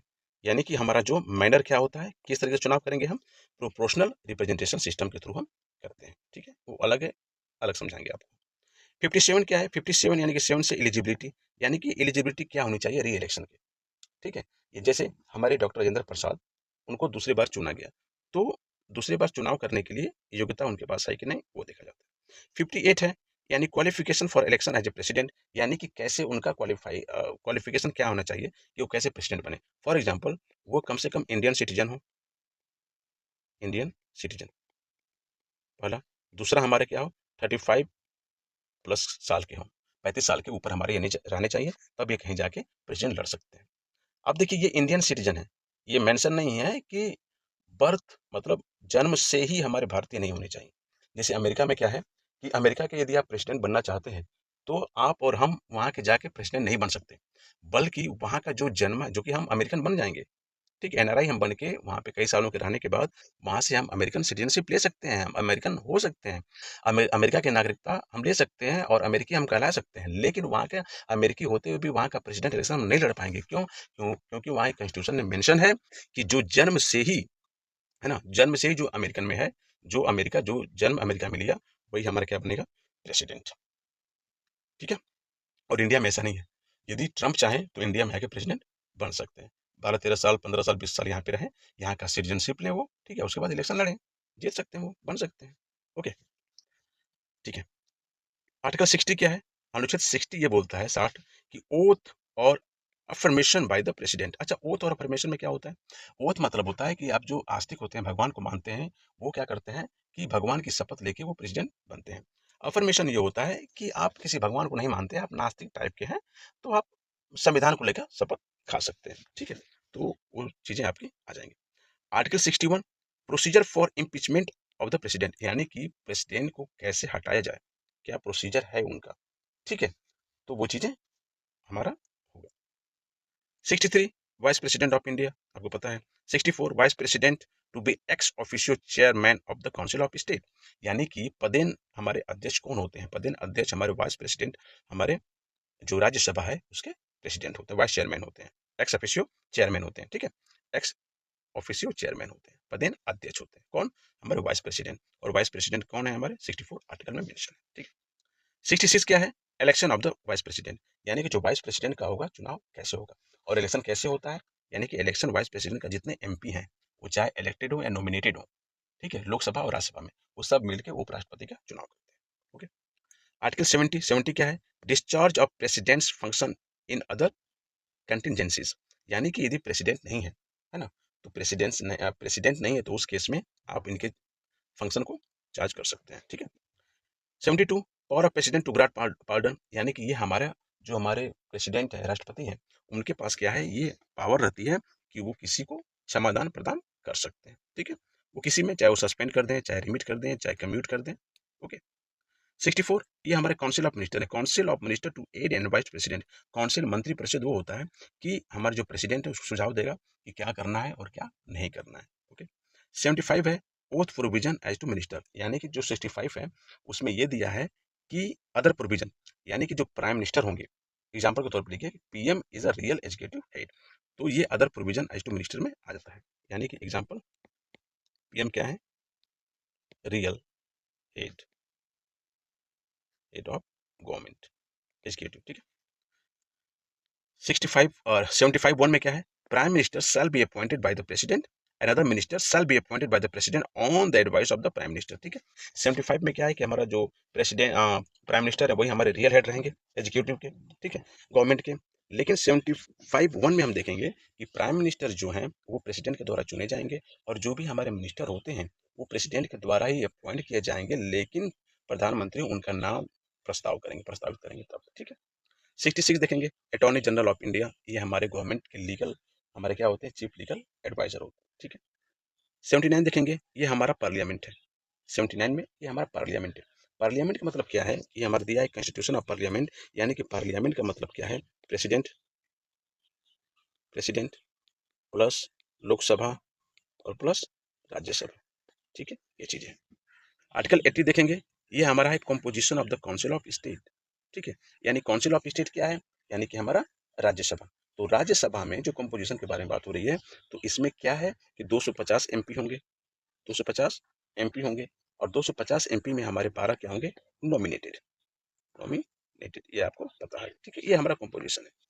81 में देखेंगे composition of the house of people, ठीक है। तो इसमें मेंशन है, एग्जांपल आप देखेंगे, एग्जांपल के तौर पे देखेंगे कि इसमें जो होता है कि मैक्सिमम 543 एमपी होंगे, मैक्सिमम, ठीक है। मेंबर ऑफ पार्लियामेंट इसमें कितना होंगे, 543, ओके।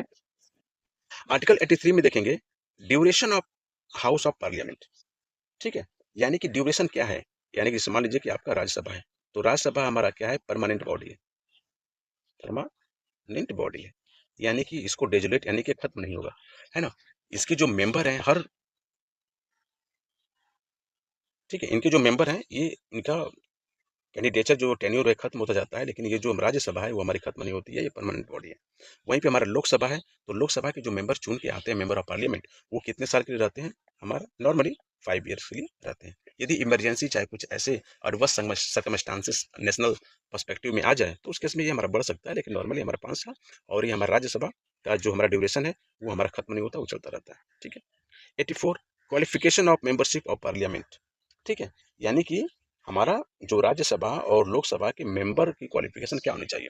तो देखिए लोकसभा में जो 25 साल है, 25 साल से ऊपर के जो है वो इलेक्शन लड़ सकते हैं, वो उनकी क्वालिफिकेशन होनी चाहिए। और राज्यसभा के यदि मेंबर बनना है तो आपको 30 साल या 30 साल से ऊपर आपको रहना चाहिए, ठीक है। ये आपको पता है। यानी कि राज्यसभा तो हमारा 30+ ले लीजिए, और लोकसभा ये हमारा 25 साल ले लीजिए। और आप बताइए, आप कमेंट जरूर कीजिएगा कि जो हमारा पंचायत होता है, पंचायत चुनाव जो होता है, पंचायत, तो पंचायत चुनाव में कितने साल के लोग पंचायत में चुनाव लड़ सकते हैं। ऑप्शन दे रहा हूँ, पहला 25 साल, दूसरा दे रहा हूँ मैं आपको 21 साल मिनिमम, तीसरा दे रहा हूँ आपको 18 साल, और चौथा दे रहा हूँ आपको 30 साल। कमेंट जरूर कीजिएगा, ओके। आर्टिकल 85 में है कि sessions of parliament, prorogation and dissolution, ठीक है। यानी कि प्रेसिडेंट जो है ना, प्रेसिडेंट साहब ये क्या कर सकते हैं, ये सेशन पार्लियामेंट क्या है उसको बुला सकते हैं, समन कर सकते हैं, ठीक है, पार्लियामेंट को, ये सब प्रेसिडेंट के हाथ में रहता है, ओके। आगे देखेंगे, देखते ये 85, 85, ठीक।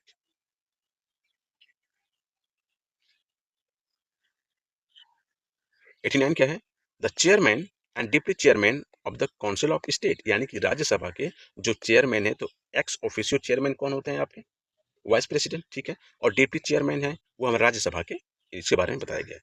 93 the speaker and deputy speaker of the house of the people, यानी कि जो लोकसभा है ये हमारा राज्यसभा, राज्यसभा, और ये हमारे लोकसभा, लोकसभा के स्पीकर और डिप्टी स्पीकर हमारे होते हैं, इसके बारे में 93 में मेंशन है। हम देखेंगे आर्टिकल 100, 100वें अनुच्छेद में क्या लिखा गया है कि voting in houses, power of houses to act notwithstanding vacancies and quorum. Quorum का मतलब क्या है, 1/10 मेंबर हमारे रहने चाहिए, तभी हमारा पार्लियामेंट हमारा चलेगा, नहीं तो वो नहीं चलेगा, ठीक है। यानी कि 1 कोरम कंप्लीट होनी चाहिए, और कोरम क्या आता है, टोटल मेंबर जो है उसके 1/10 प्रेजेंट रहने चाहिए, ठीक है। आगे समझ में, तो ये हो गया। अब देखेंगे हम, ठीक है। 108 क्या है, 108 है, 108 एक नंबर है इमरजेंसी का। यदि रोड पे आपको एक्सीडेंट हो गया तो 108 पे कॉल कीजिए, सरकारी एम्बुलेंस आपके पास पहुंचेगी।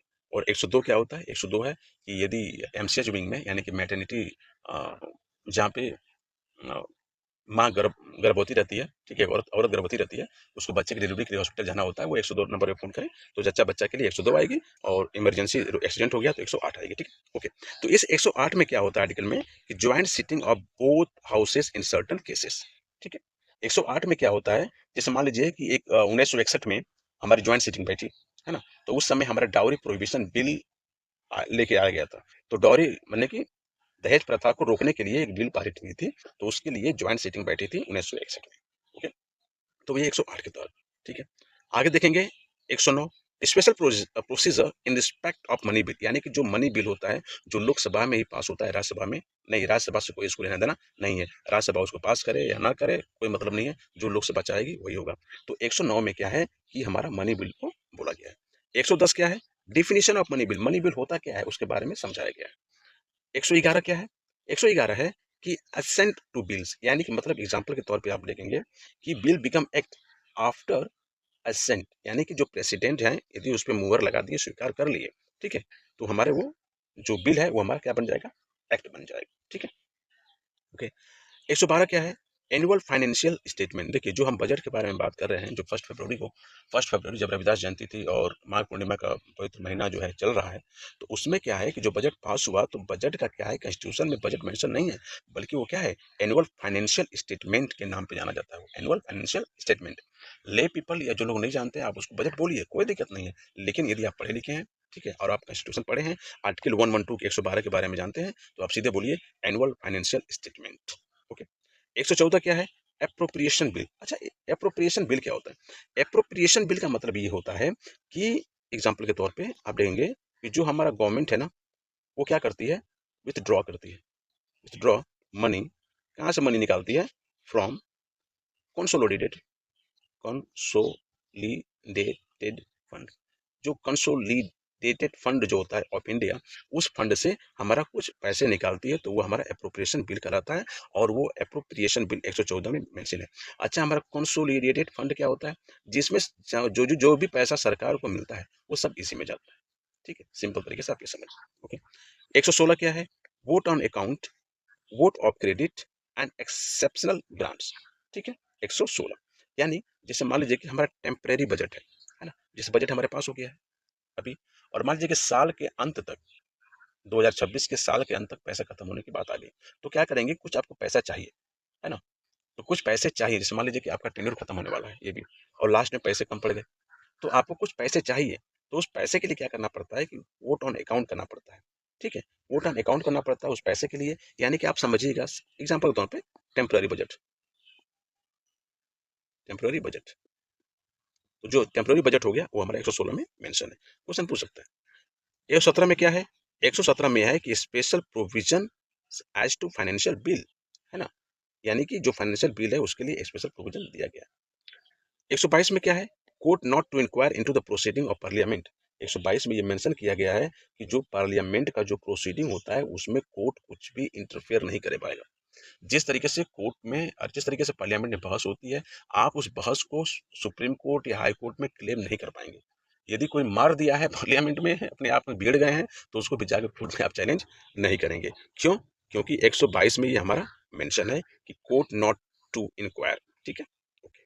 123 क्या है, ये हमारा पावर ऑफ प्रेसिडेंट करता है। ये पावर ऑफ प्रेसिडेंट क्या है कि हमारा जो ऑर्डिनेंस है ना, वो यदि कोई ड्यूरिंग रिसेस ऑफ पार्लियामेंट, यानी मान लीजिए पार्लियामेंट नहीं चल रहा है और कुछ अध्यादेश लेके आने हैं, कुछ बिल पे काम करने हैं, ठीक, कुछ बजट इशू कराने हैं, तो उस केस में क्या हो जाएगा कि जो हमारे प्रेसिडेंट हैं उनके पास ये पावर रहता है कि वो हमारे अध्यादेश लेके आ जाए, और वो कहाँ मेंशन है, आर्टिकल 123 में। और एक 143 होता है, एक आर्टिकल 143 होता है, आई लव यू, यानी कि 143 में क्या होता है कि जो हमारे प्रेसिडेंट हैं वो सुप्रीम कोर्ट से किसी भी मुद्दे पे सुझाव ले सकते हैं। जैसे यदि गवर्नर बिल पास नहीं कर पा रहे हैं, ठीक है, तो सुप्रीम कोर्ट ने कहा कि ठीक है, गवर्नर जो है वो कोई भी जो वहाँ की स्टेट लेजिस्लेशन जो है, यदि पास कर रही है बिल, तो उसको गवर्नर होल्ड कर ले रहे हैं, कह रहे हैं कि प्रेसिडेंट के पास हम इसको भेजेंगे। तो बताइए, सुप्रीम कोर्ट ने पूछा सरकार से कि आप बताइए कितने महीने तक के लिए आप रोके रखे हैं। ठीक है, तो उस केस में उस प्रेसिडेंट ने सुझाव लिया सुप्रीम कोर्ट से कि अच्छा आप ही बताइए क्या करना है।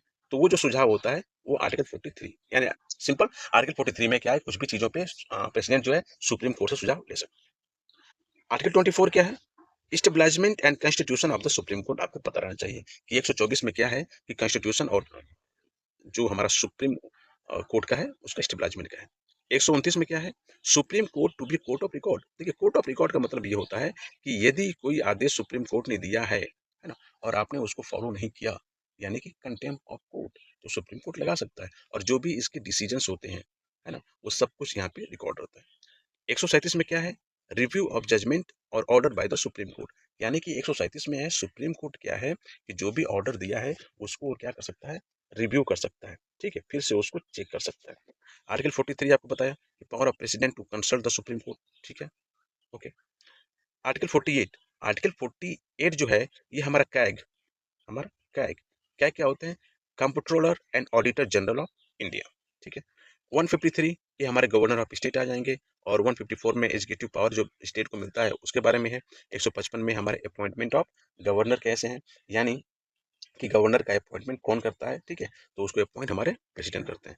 161 ये है कि power of governor to grant pardon, यानी कि जो आप देखेंगे कि आर्टिकल 72 में 72 में जो प्रेसिडेंट को पावर मिला था कि वो जाके माफ कर देंगे, उसी प्रकार हमारा 161 में है कि जो हमारे गवर्नर होते हैं उनको भी कुछ पावर मिलता है कि उसको सस्पेंड करने का, रिमिट करने का, कम्यूट करने का, सेंटेंसेस इन सर्टन केसेस, ठीक है। आर्टिकल 163 के बारे में बात हो रही है। ये क्या करता है, ये हमारा काउंसिल ऑफ मिनिस्टर जो हैं वो एड एंड एडवाइस गवर्नर, यानी कि गवर्नर को सहायता प्रदान करेंगे, एडवाइस देंगे कि कैसे आपको चलना है, ठीक है। ओके, एक चीज याद रखिएगा, 72 से 111 तक ये जो कॉन्स्टिट्यूशन आर्टिकल जो आर्टिकल है ना सेंटर के, इसमें यदि आप 89 जोड़ देंगे, ठीक है, तो ये आपका स्टेट बन जाएगा। ठीक, ठीक है, इसको ठीक रखिए। जैसे मान लीजिए 163 है, 163 में 89 माइनस कर दीजिए तो वो सेंटर बन जाएगा, है ना। जैसे council of minister to aid and advice governor होगा, तो council of minister to aid and advice president यहाँ पे कब आएंगे, माइनस कर दीजिए। 13 में ऐसे ये 4 हो जाएगा, और ये क्या बन जाएगा, ठीक है।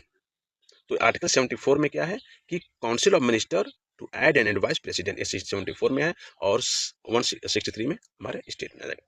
164 other provision as to minister, ठीक है। ओके, एडवोकेट जनरल, ये duty chief chief minister, abolition creation, हाँ, ये 169 ये बहुत इंपॉर्टेंट है। यानी कि जो अभी देखेंगे इंडिया में 6 हमारा लेजिस्लेटिव काउंसिल है स्टेट में, कौन कौन, एक आंध्र प्रदेश और तेलंगाना, गाना, यूपी, बिहार, महाराष्ट्र और कर्नाटक। यहाँ पे क्या है कि विधान परिषद है ना। तो जो विधान परिषद होता है उसको कैसे बनाएं और कैसे खत्म करें, वो कहाँ मेंशन है, आर्टिकल 169 में, ठीक है। आर्टिकल 174 में क्या है, sessions of the state legislature, prorogation and resolution, ठीक है। और हमारे 200 में क्या है, 200 में क्या है कि असेंट टू बिल, यानी कि उसमें आप देखेंगे कि जो गवर्नर है ना, जो गवर्नर गवर्नर क्या कर सकते हैं, वो हमारे या तो असेंट दे देंगे, है ना, या तो विथहोल्ड कर लेंगे, बिल को रोक लेंगे अपने पास, या प्रेसिडेंट के लिए रिजर्व रख लेंगे, प्रेसिडेंट के लिए आरक्षित कर लेंगे। ये हमारा आर्टिकल 200 में। 201 में देखेंगे कि bill reserve for the consideration of president, ठीक है।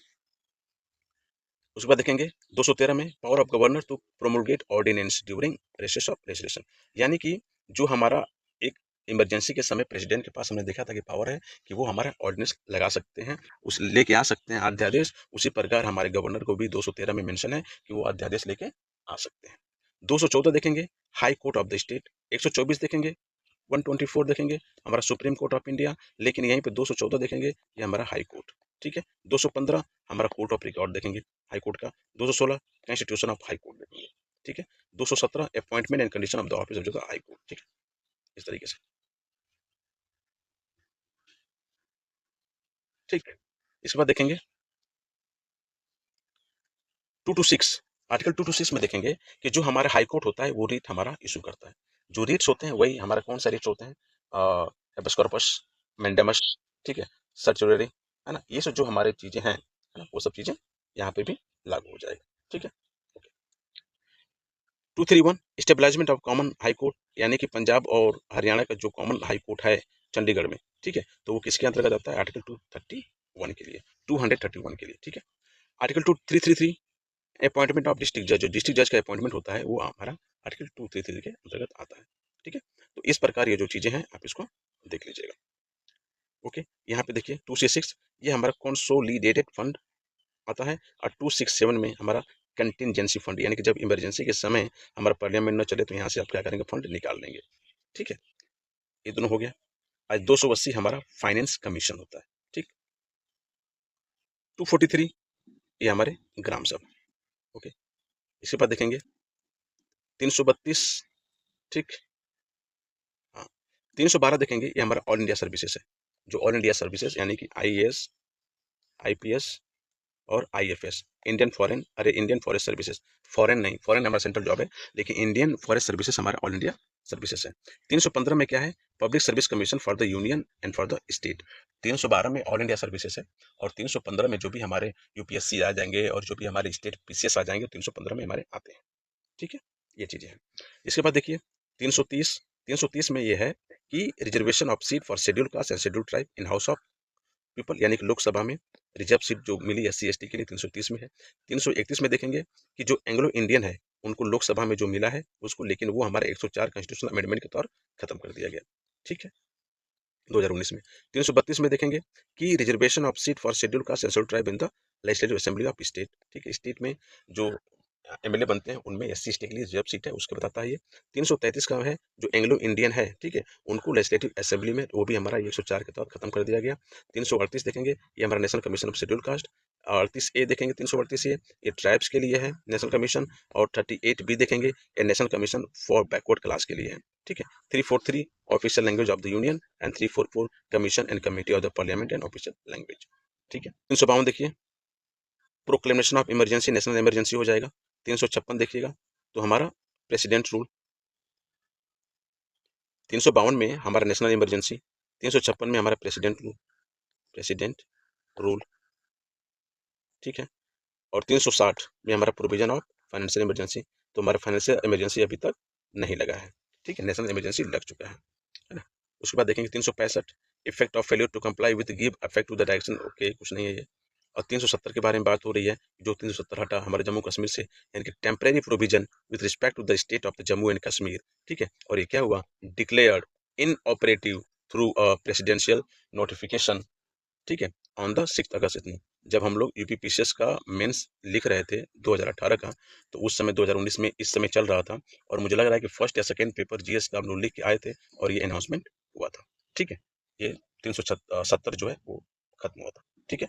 371 special provision respect to the state of Maharashtra and Gujarat, ठीक है। अब देखेंगे, क्वेश्चन सॉल्व करते हैं।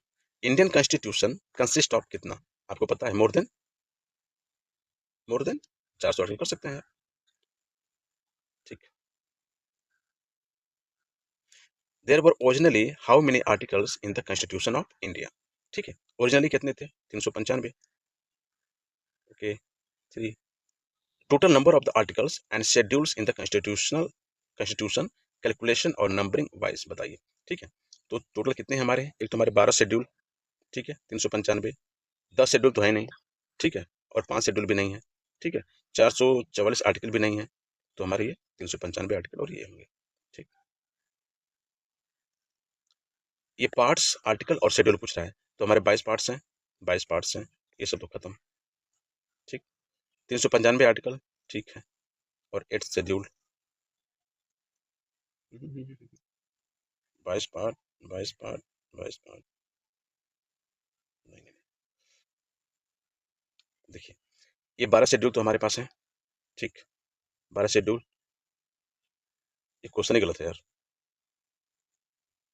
क्या दिया है? अरे ओरिजिनल, सॉरी, ओरिजिनल ओरिजिनल। तो 22 पार्ट्स, ये हमारे 8 शेड्यूल रहेंगे, ठीक है। 8 शेड्यूल, 395, 22 पार्ट, ठीक है, ओरिजिनल पूछ रहा है। देखिए इसलिए पूरा ध्यान से पढ़ें तो क्वेश्चन गलत होने की संभावना बढ़ जाती है। द इंडियन कॉन्स्टिट्यूशन क्या है, कितने क्या करता है इसमें, तो आपको पता है कि 22 पार्ट्स हैं, 12 शेड्यूल हैं, 395 आर्टिकल है, ठीक। Formation of new state, formation of new state किसमें आता है, ठीक है, ठीक। सिटीजनशिप किसमें आता है? सिटीजनशिप आर्ट के लिए, है ना। फंडामेंटल राइट, इस क्वेश्चन देखना पड़ेगा, इधर होगा ये, अरे इसमें देखना पड़ेगा, ठीक। चलिए नेक्स्ट क्वेश्चन देखिए, ये कि फॉर्मेशन ऑफ न्यू स्टेट हमारा आर्टिकल 3 में है, सिटीजनशिप पार्ट 2 में है, फंडामेंटल 3 पार्ट 3 में है, और सेटिंग ऑफ एडमिनिस्ट्रेटिव ट्राइब्यूनल जो है आर्टिकल 323A में है, ठीक। इसमें देखिए the provision that no bill imposing tax can be introduce in the legislature except on the recommendation of the president is covered in the constitution, ये हमारा 117 में है, ठीक। Special provision regarding financial bill, जो हमारे फाइनेंशियल बिल है वो किसमें है, ठीक है, आप इसको बताइए, है ना। तो फाइनेंशियल बिल आप देखेंगे ये 1 2 3, ये हमारे प्रेसिडेंट हमारे क्या करते हैं, ऑर्डिनेंस लेके आते हैं, तो होगा नहीं, ठीक है। 121 यानी कहीं ना कहीं वहीं पे होगा, यानी 117 ही है, ठीक। Which are the following articles of the Indian constitution provide all India services, 312, ठीक। 310 नहीं, ये सब नहीं। Which are the following pair institution and article of the supreme court. ठीक है, सुप्रीम कोर्ट ऑफ इंडिया कितना है, इज प्रॉपर्ली मैच्ड है ना। ठीक है, तो हमारा सुप्रीम कोर्ट ऑफ इंडिया कितना है, 124। ठीक है, ये गलत है। Election commission of India 324। ठीक है, यूनियन पब्लिक सर्विस कमीशन ये 312 में है। अरे यूनियन पब्लिक 315 में है। और अटॉर्नी जनरल ये भी गलत है, यानी कि ठीक। Which one of the following is not correctly matched. Article 39 A equal justice and free legal बिल्कुल सही है। आर्टिकल 40 विलेज पंचायत बिल्कुल सही है।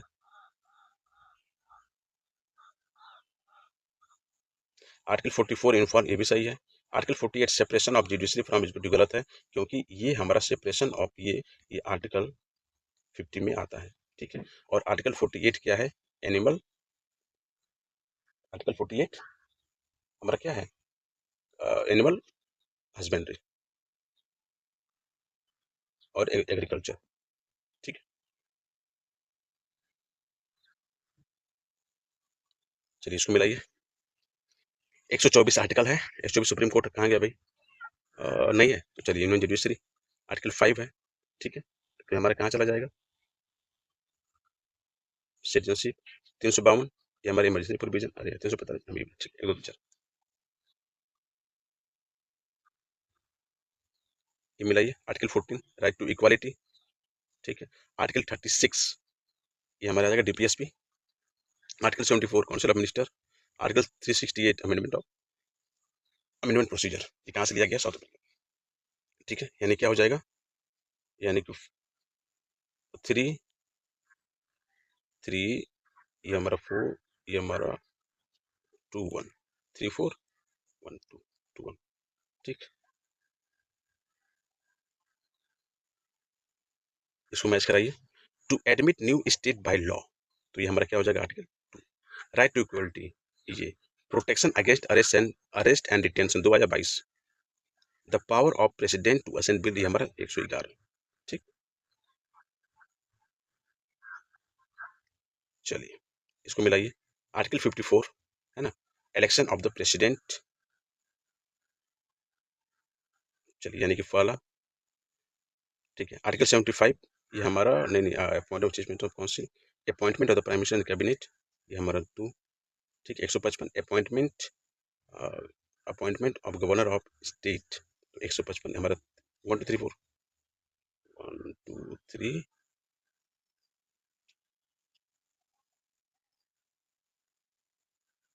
1 2 3 4। ठीक है, सही है। ओके, आगे चलेंगे हम, नेक्स्ट क्वेश्चन देखेंगे। आर्टिकल 61 क्या है, इम्पीचमेंट ऑफ द प्रेसिडेंट, ये हमारा हो जाएगा। ठीक है, तो ए का 2, ए का 2 कहाँ है भाई, ए का 2 ये है, यानी कि ये और ये नहीं होगा। ठीक, तो डी का 1, डी का हमारा रिमूवल ऑफ डिप्टी। ठीक, 94 आर्टिकल 94 आप देखेंगे तो ये हमारे होंगे, क्या बचा, removal of vice president, removal of speaker. ठीक, इसमें देखिए आर्टिकल 61 ये impeachment of president, 67B removal of the vice president, 94 removal of the speaker, और 90 हमारा removal of the deputy chairman of Rajya Sabha. ठीक, constitutional amendment 368, finance commission 280, finance emergency 360। ठीक, under services 312। ठीक, यानी कि 4 3 1 2।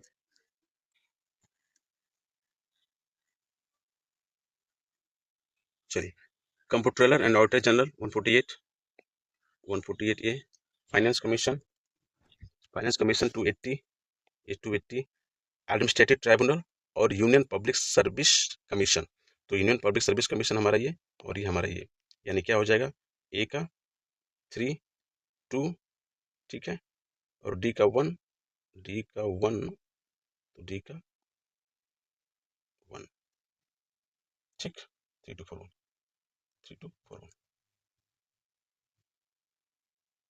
इसमें देखिए, which are the following is matched correctly. Article 17 क्या है, इक्वालिटी बिफोर लॉ, गलत। क्या है, एबोल्यूशन ऑफ अनटचेबिलिटी। ठीक, आर्टिकल 78 स्टेबलाइजमेंट ऑफ पार्लियामेंट। चलिए, article 192 salaries, article 352 proclamation of emergency, ये हमारा सही है। 352।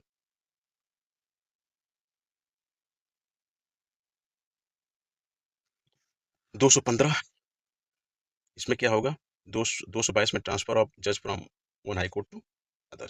ठीक है, बी का 1, तो बी का 1 2 में आएगा, बी का 1 यहाँ भी है और यहाँ भी है।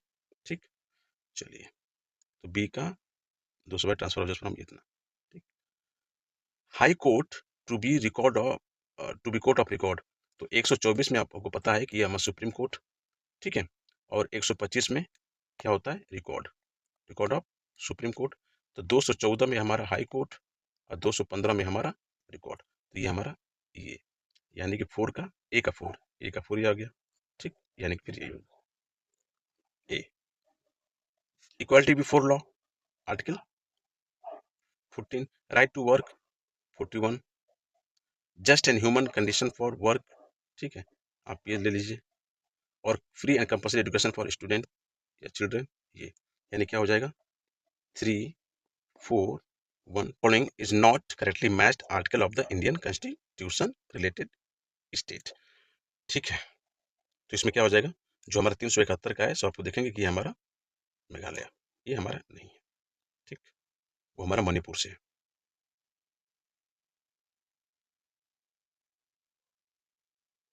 लास्ट हम देखेंगे, ये है हमारा शेड्यूल्स। ठीक है, the constitution of India at the time of its adoption had only 8 schedule, but at present there are 12 schedule in our constitution. ठीक है, अब देखिए कैसे।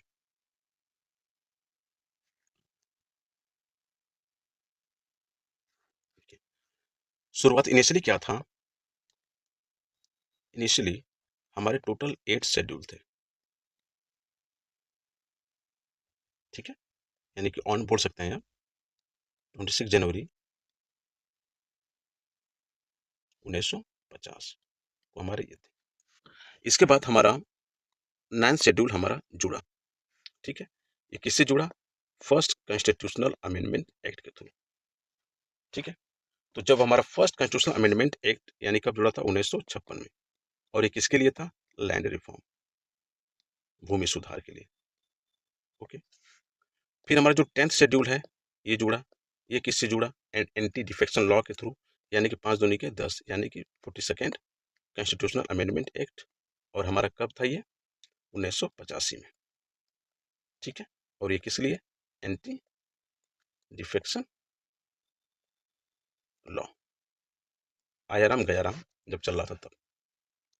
फिर हमारा 11th शेड्यूल आया, तो 11th शेड्यूल क्या है कि हमारा कब आया, 73rd कॉन्स्टिट्यूशनल अमेंडमेंट एक्ट 1992। ठीक है, और ये हमारा क्या था, पंचायत, और पंचायत में कितने सब्जेक्ट होते हैं आपको पता होगा, 29 सब्जेक्ट। ठीक है, फिर हमारा 12 शेड्यूल है, 12th, ये हमारा 74th कॉन्स्टिट्यूशनल अमेंडमेंट एक्ट 1992 में ही आए। ठीक है, और ये किसके था, किसके लिए था, म्युनिसिपैलिटीज के लिए। ठीक है, और इसमें कितने सब्जेक्ट हैं आपके, 18 सब्जेक्ट। ठीक है, यानी कि पहले हमारे पास 8 शेड्यूल थे, लेकिन क्या हुआ कि 9th शेड्यूल से लेके आ गया कि उस समय हमारा भूमि सुधार हो रहे थे, तो उस समय क्या था कि किसी की जमीन, किसी जमींदार की जमीन ली जा रही थी, तो वो हमारे कोर्ट में पहुंच रहे थे और कहते थे कि हमारी प्रॉपर्टी है, और कहीं ना कहीं हमारा फंडामेंटल राइट्स का एवोल्यूशन, मतलब फंडामेंटल राइट्स का मूल हमारा जो अधिकार है उसका हनन हो रहा है। तो कोर्ट में केस फंस जा रहा था, सरकार अपनी एक्शन लेट रिफॉर्म ले नहीं पा रही थी। तब उसने क्या किया कि 1956 में सरकार ने तुरंत पहला इंडियन कॉन्स्टिट्यूशन का अमेंडमेंट हुआ, और उसने क्या किया कि 9 शेड्यूल को उसने जोड़ा और कहा कि इसमें हाई कोर्ट या सुप्रीम कोर्ट इंटरफेयर नहीं करेगा, यानी कि ये जो केस, जो भूमि सुधार की चीजें होंगी, आप उसको कोर्ट में जाके अपील नहीं कर सकते। ठीक है, तो वहीं से हमारा शुरू हो गया। अभी यदि इंडियन कॉन्स्टिट्यूशन को बस क्वेश्चन सॉल्व करने के पर्पज से आप पढ़ेंगे तो ठीक है, लेकिन जब इसको सही से आप समझने की कोशिश करेंगे तो बहुत मजा आएगा आपको। यानी कि भूमि सुधार करने के लिए भी जो यहाँ के जमींदार लोग थे उन्होंने विरोध किया, इक्वालिटी नहीं आनी चाहिए, जो कि आज अंग्रेजों से आज़ादी दिलाने के लिए इनके लिए सभी लोग लड़े, और हमें इक्वालिटी चाहिए थी, अंग्रेज यहाँ से जाएं, लेकिन अपने ही देश में ये लोग अपनी जमीन दूसरों को दे नहीं सकते थे, जो गवर्नमेंट का इनिशिएटिव था। तब सरकार ने क्या किया कि 1956 में हमारा पहला संविधान संशोधन लेके आया और 9th शेड्यूल उसमें ऐड किया गया। ये इनका कंसेप्ट है। ठीक है, चलिए अब देखते हैं। यानी चीज आ गई आपको, यानी कि अब 12 शेड्यूल हो गए। फर्स्ट शेड्यूल क्या करता है? फर्स्ट शेड्यूल ऐसा है कि state and union territories with territorial demarcation, यानी कि जो भी हमारे स्टेट है उसका क्या क्षेत्र है और यूनियन यूटी का क्या क्षेत्र है उसका, उसके बारे में इसको समझाया गया है। सेकेंड शेड्यूल में क्या है कि हमारा प्रोविजन रिलेटेड टू सैलरी है ना, ठीक है, emoluments, allowances of the various office, ठीक है। यानी कि क्या है कि सेकेंड शेड्यूल में सिंपल आप याद रखिए, पहले में क्या है कि जमीन जो हमारा स्टेट है उसकी बाउंड्री क्या होगी, दूसरे में क्या हो जाएगा कि सैलरी कितनी मिलेगी, तीसरे में क्या हो जाएगा कि ओथ एंड अफर्मेशन, यानी कि शपथ लेंगे लोग, ठीक है। फोर्थ में क्या होगा कि allocation of seat in the council of राज्य स्टेट, यानी कि जो हमारी राज्यसभा है उसमें, ठीक है, कितने सीट एलोकेट किया गया है स्टेट के लिए भी और यूटी के लिए भी, ठीक है। फिफ्थ शेड्यूल में देखेंगे कि जो हमारा provision related to administration and control of schedule area and schedule tribes, जो शेड्यूल एरिया और शेड्यूल ट्राइब्स है उसका एडमिनिस्ट्रेशन और कंट्रोल करने का जो प्रोविजन है उसको लिया गया है। सिक्स्थ में लिया गया है कि provision relating to the administration of the tribal area of the state of Assam, Meghalaya, Tripura and Mizoram. इसको आप एटीएम याद रखिएगा, एटीएम हो गया, ठीक है। 80, उसके बाद ई और आई, यानी कि ए से असम, टी से त्रिपुरा, एम से, एम ई से मेघालय और एम आई से मिजोरम, यानी कि चार, एक दो तीन चार, ठीक है। सेवन शेड्यूल में आप देखेंगे कि division of power between the union and state, और ये 3 लिस्ट हमें करता है, एक हमारा यूनियन लिस्ट, एक हमारा स्टेट लिस्ट, एक हमारा कॉन्करेंट लिस्ट, ठीक है, ओके। उसके बाद देखेंगे आप एट शेड्यूल देखेंगे, जो एट शेड्यूल है यानी कि 14 8 22 करेंगे, 14 + 8 यानी कि 22, यानी कि एट शेड्यूल में शुरुआत में क्या था कि 14 लैंग्वेज थे, लेकिन अब कितने हो गए हैं, 22 लैंग्वेज हो गए हैं, ठीक है। उसमें आप देखेंगे कि 21st, इसमें आप एक याद रखिएगा, ये बता रहा हूँ नोट्स, इसमें ये है एक 21 याद रखिएगा, 21st कॉन्स्टिट्यूशन अमेंडमेंट एक्ट, ठीक। इसके बाद आप रखिएगा 71, 71st कॉन्स्टिट्यूशन अमेंडमेंट एक्ट, और उसके बाद रखिएगा 92, इन दोनों को जोड़ेंगे तो 92 आ जाएगा, कॉन्स्टिट्यूशन अमेंडमेंट एक्ट आ जाएगा, ठीक है। जब ये करेंगे, जब 21st कॉन्स्टिट्यूशन अमेंडमेंट आ गया, एक्ट आया, तो उसे जो हमारा सिंध था, सिंधी लैंग्वेज, उसको ऐड किया गया। इसमें देखेंगे तो के एम एन जोड़ा गया, यानी कि कोंकणी, नेपाली और मणिपुरी।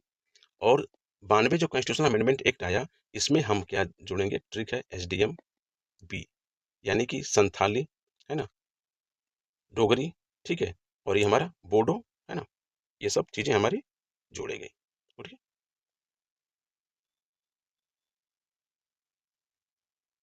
और एम से हमारा मैथिली, मैथिली बिहार में बोली जाती है, ठीक है। ये चीजें आप देख लीजिएगा इसको, ओके, ठीक है। और 90 जो हमारा ओडिया है उसको ओडिया बोला गया 96 कॉन्स्टिट्यूशनल अमेंडमेंट एक्ट 2011 से, ओके। जो 9th शेड्यूल है आपका, ये हमारा validation of certain acts and regulation, originally 13 but presently 282, it was added by the first constitutional amendment act 1951, ठीक है, ओके। 10th शेड्यूल देखेंगे, यानी कि 52 constitution amendment 1985, anti defection law. 11th schedule में क्या है कि ये हमारा 11th शेड्यूल में हम जाएंगे पंचायत पे, और पंचायत में हमें मिलेगा 29 सब्जेक्ट, और हमारा 73rd कॉन्स्टिट्यूशन अमेंडमेंट एक्ट 1992। और हमारा 12th शेड्यूल में देखेंगे हमारा क्या है कि म्यूनिसिपालिटीज है, इसमें 18 सब्जेक्ट हैं, और हमारा ये constitution amendment act 1992, okay. Total number of schedule in the constitution आपको पता है 12, कोई दिक्कत नहीं होगी, ठीक। India constitution has 12 schedule. अब देखिए ये 6 question, fourth schedule of the constitution of India deals with allocation of seat in the council of state, ठीक है। 7 देखिए आप, which of the following are enshrined in the third schedule of the Indian constitution, third में, ठीक है। तो first में क्या है, टेरिटरीज, सेकेंड में क्या है, सैलरी, थर्ड में क्या है, ओथ, फोर्थ में क्या है, allocation of seat, location of seat in Rajya Sabha, fifth क्या है, ये हमारा scheduled and tribal area, sixth में क्या है, एटीएम, ई आई, 7th में क्या है? डिवीजन ऑफ पावर, ऑस्ट्रेलिया से लिया गया है डिवीजन ऑफ पावर। 8th में क्या है? 8th में है लैंग्वेज, 14 + 8 22। 9th शेड्यूल है, उसमें क्या गया? Land reform. 10th में है एंटी डिफेक्शन लॉ, ठीक है। 11th में क्या है? पंचायत, 29 सब्जेक्ट। और 12 में क्या है? म्यूनिसिपैलिटीज, ये हमारा 18 सब्जेक्ट, ठीक है। तो यहाँ से ये देख कीजिएगा। देखिए, form of the oath of the office for the minister of the union, ये हमारे किस में जाएगा? थर्ड शेड्यूल में। ये form the oath of office for the minister of, ठीक, ये जाएगा। Form of oath of to be made by the chief minister of the supreme court, ठीक है, ये भी जाएगा। Form of oath of the office of president, नहीं, क्यों? ये आर्टिकल 60 में मेंशन है प्रेसिडेंट किस तरीके से शपथ लेंगे। Form oath of the made by the member of the parliament, तीसरा तो नहीं होगा, जहाँ 3 है खत्म कीजिए, 3 3 3, यानी क्या बचा? 1 2 4, ठीक है। सी,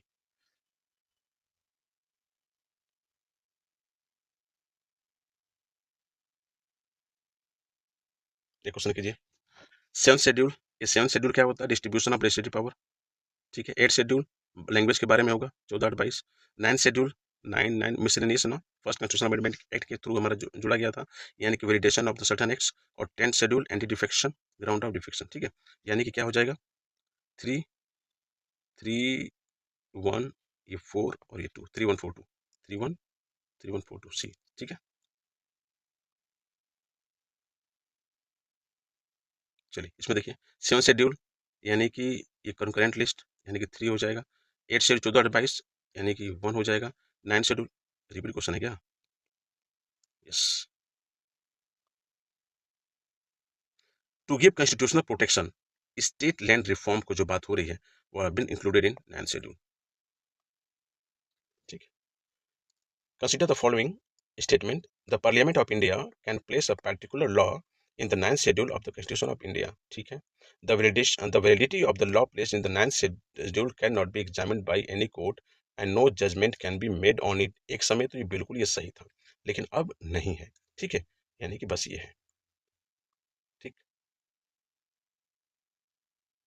ये देखिए, जो हमारा कोहलियो केस जो है, ये हमारा किससे रिलेटेड है?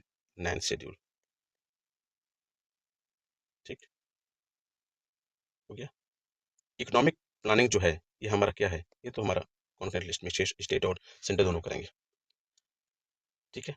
Prevention of cruelty to animal is related to which list of the Indian constitutions, ठीक है। तो हमारे एनिमल को प्रोटेक्शन को लेकर हमारे दोनों चलेंगे, स्टेट और यूनियन दोनों। Which are the following is subject to concurrent concurrent concurrent concurrent concurrent foreign affairs नहीं, टेलीविजन नहीं, क्रिमिनल मैटर्स, ये जाएगा, ठीक है। इस तरीके से क्वेश्चन है, आप इसको कीजिएगा। जैसा समझाया हूँ वैसे कर लेंगे तो आसानी से ये चीज़ें आ जाएंगे, ठीक है। इस तरीके से क्वेश्चन को प्रैक्टिस आप कीजिएगा। अब देखते हैं क्वेश्चन दिया गया तो, how do the parts, articles and schedule interact to form a governance framework. यानी कह रहा है कि जो हमारे भाग हैं, अनुच्छेद हैं और जो अनुसूचियां बनी हुई हैं, ये क्या है कि गवर्नेंस में किस तरीके से इंटरैक्ट होकर चलती हैं, ठीक है। तो क्या करेंगे कि think of constitution as a massive operational manual, ठीक है। पार्ट्स क्या करते हैं? पार्ट्स आर चैप्टर्स हैं, डेट ग्रुप रिलेटेड थीम्स, ठीक है। यानी कि पार्ट 3 फॉर द एग्जाम्पल दे देंगे कि पार्ट 3 वो फंडामेंटल राइट्स के लिए है। आर्टिकल क्या करते हैं? ये स्पेसिफिक क्लॉज। पार्ट्स जो हैं वो हमारे चैप्टर को इंडिकेट करते हैं, ठीक है। जो आर्टिकल्स हैं वो हमारे जो क्लॉज हैं, जो हमारे रूल्स हैं विद इन चैप्टर, उसको हमारे इंडिकेट करते हैं। और जो हमारे शेड्यूल्स हैं, ये हमारे अपेंडिसेस हैं, है ना। डेट प्रोवाइड डिटेल्स लिस्ट, जैसे names of the state, list of the language, इस तरह से करेंगे आपको, ठीक है। ये हमारे कंपोनेंट हैं। फोकस एरिया वाइट मैटर्स, इस तरीके से आप करेंगे कि जो पार्ट 3 एंड 4 है, ये हमारा फंडामेंटल राइट्स एंड डीपीएसपी है। F3 हमारा फंडामेंटल राइट्स और डीपीएसपी, और इसका काम क्या है? The core of individual liberty versus social justice. ये इंडिविजुअल लिबर्टी हमारे क्या करता है पार्ट 3 में, लेकिन जो सोशल जस्टिस है हमारे पार्ट 4, ठीक है। तो इस तरीके से इसको देखेंगे। पार्ट 5 एंड पार्ट 6, ये हमारा पार्ट 5 हमारा यूनियन और पार्ट 6 हमारे स्टेट, यानी कि define the executive, legislature and judiciary, okay. ये देखेंगे 18, आपको पता है कि इमरजेंसी प्रोविजन होगा। और 5 6 में देखेंगे तो हमारा ट्राइबल एरिया एडमिनिस्ट्रेशन, ये दिस वन। और शेड्यूल 10 एंटी डिफेक्शन, और हमारे 40 52 हमारा 52nd कॉन्स्टिट्यूशनल अमेंडमेंट एक्ट के थ्रू से हमारा इंट्रोड्यूस किया गया था। ठीक है, ये है फेडरलिज्म। हमारा फेडरलिज्म क्या है? Express through part 11 and 7 schedule. ठीक है, 11 में क्या होता है कि relation between centre and state. ठीक है, और 7 शेड्यूल में क्या होता है कि डिस्ट्रीब्यूशन दिया है। डिस्ट्रीब्यूशन इसमें यूनियन लिस्ट, स्टेट लिस्ट और कॉन्करेंट लिस्ट। ग्रासरूट डेमोक्रेसी है एक्सप्रेस थ्रू द पार्ट 9। ठीक है, एंड 9A, 9 में क्या है? पंचायत, और 9A म्यूनिसिपालिटीज। ये हमारा 73rd कॉन्स्टिट्यूशनल अमेंडमेंट थी और ये हमारा 74th कॉन्स्टिट्यूशनल अमेंडमेंट एक्ट। ये हमारा 11 शेड्यूल और ये हमारा 12 शेड्यूल में। लैंग्वेज पॉलिसी को देखेंगे, यानी कि जो हमारे 8 शेड्यूल हैं। ठीक है, इसमें पहले हमारा 14 लैंग्वेज थे, बाद में हमारे ये 22 बन गया। ठीक है, कौन से कॉन्स्टिट्यूशनल अमेंडमेंट? एक 21st कॉन्स्टिट्यूशनल अमेंडमेंट हुआ था, एक फिर 71 हुआ था और फिर हमारा 92 हुआ था। 71 में हमारा सिंधी जो लैंग्वेज है उसको इंट्रोड्यूस किया गया था और इसमें कोंकणी, मणिपुरी, नेपाली ऐड किया गया था। और जो 92 है इसमें आपको SDM बी यानी कि बोडो, ठीक है, और हमारे मैथिली जो बिहार में बोली जाती है मैथिली, और ये हमारा डोंगरी और ये हमारा संथाली। ठीक है, और ये हमारे 17 पार्ट 17, तो 17 हमारा पार्ट है, तो ये हमारा जाएगा लैंग्वेज। ठीक, ये आपको पॉइंट दे दिया हूँ किस तरीके से आपको इंक्लूड करना है। ये मतलब रॉ मटेरियल है, आपको जस्ट यूज करना है। ठीक है, किस तरीके से क्वेश्चन पूछ देगा ये क्वेश्चन पूछ देगा कि ठीक है कि what is the important of parts of Indian constitution, please describe या एलोबरेट। तो क्या करना है कि पार्ट्स के बारे में आपको एक्सप्लेन करना है और जो जो पार्ट्स आपको बताया हूँ मैं, आप उसको इंक्लूड कीजिएगा अपने आंसर राइटिंग में।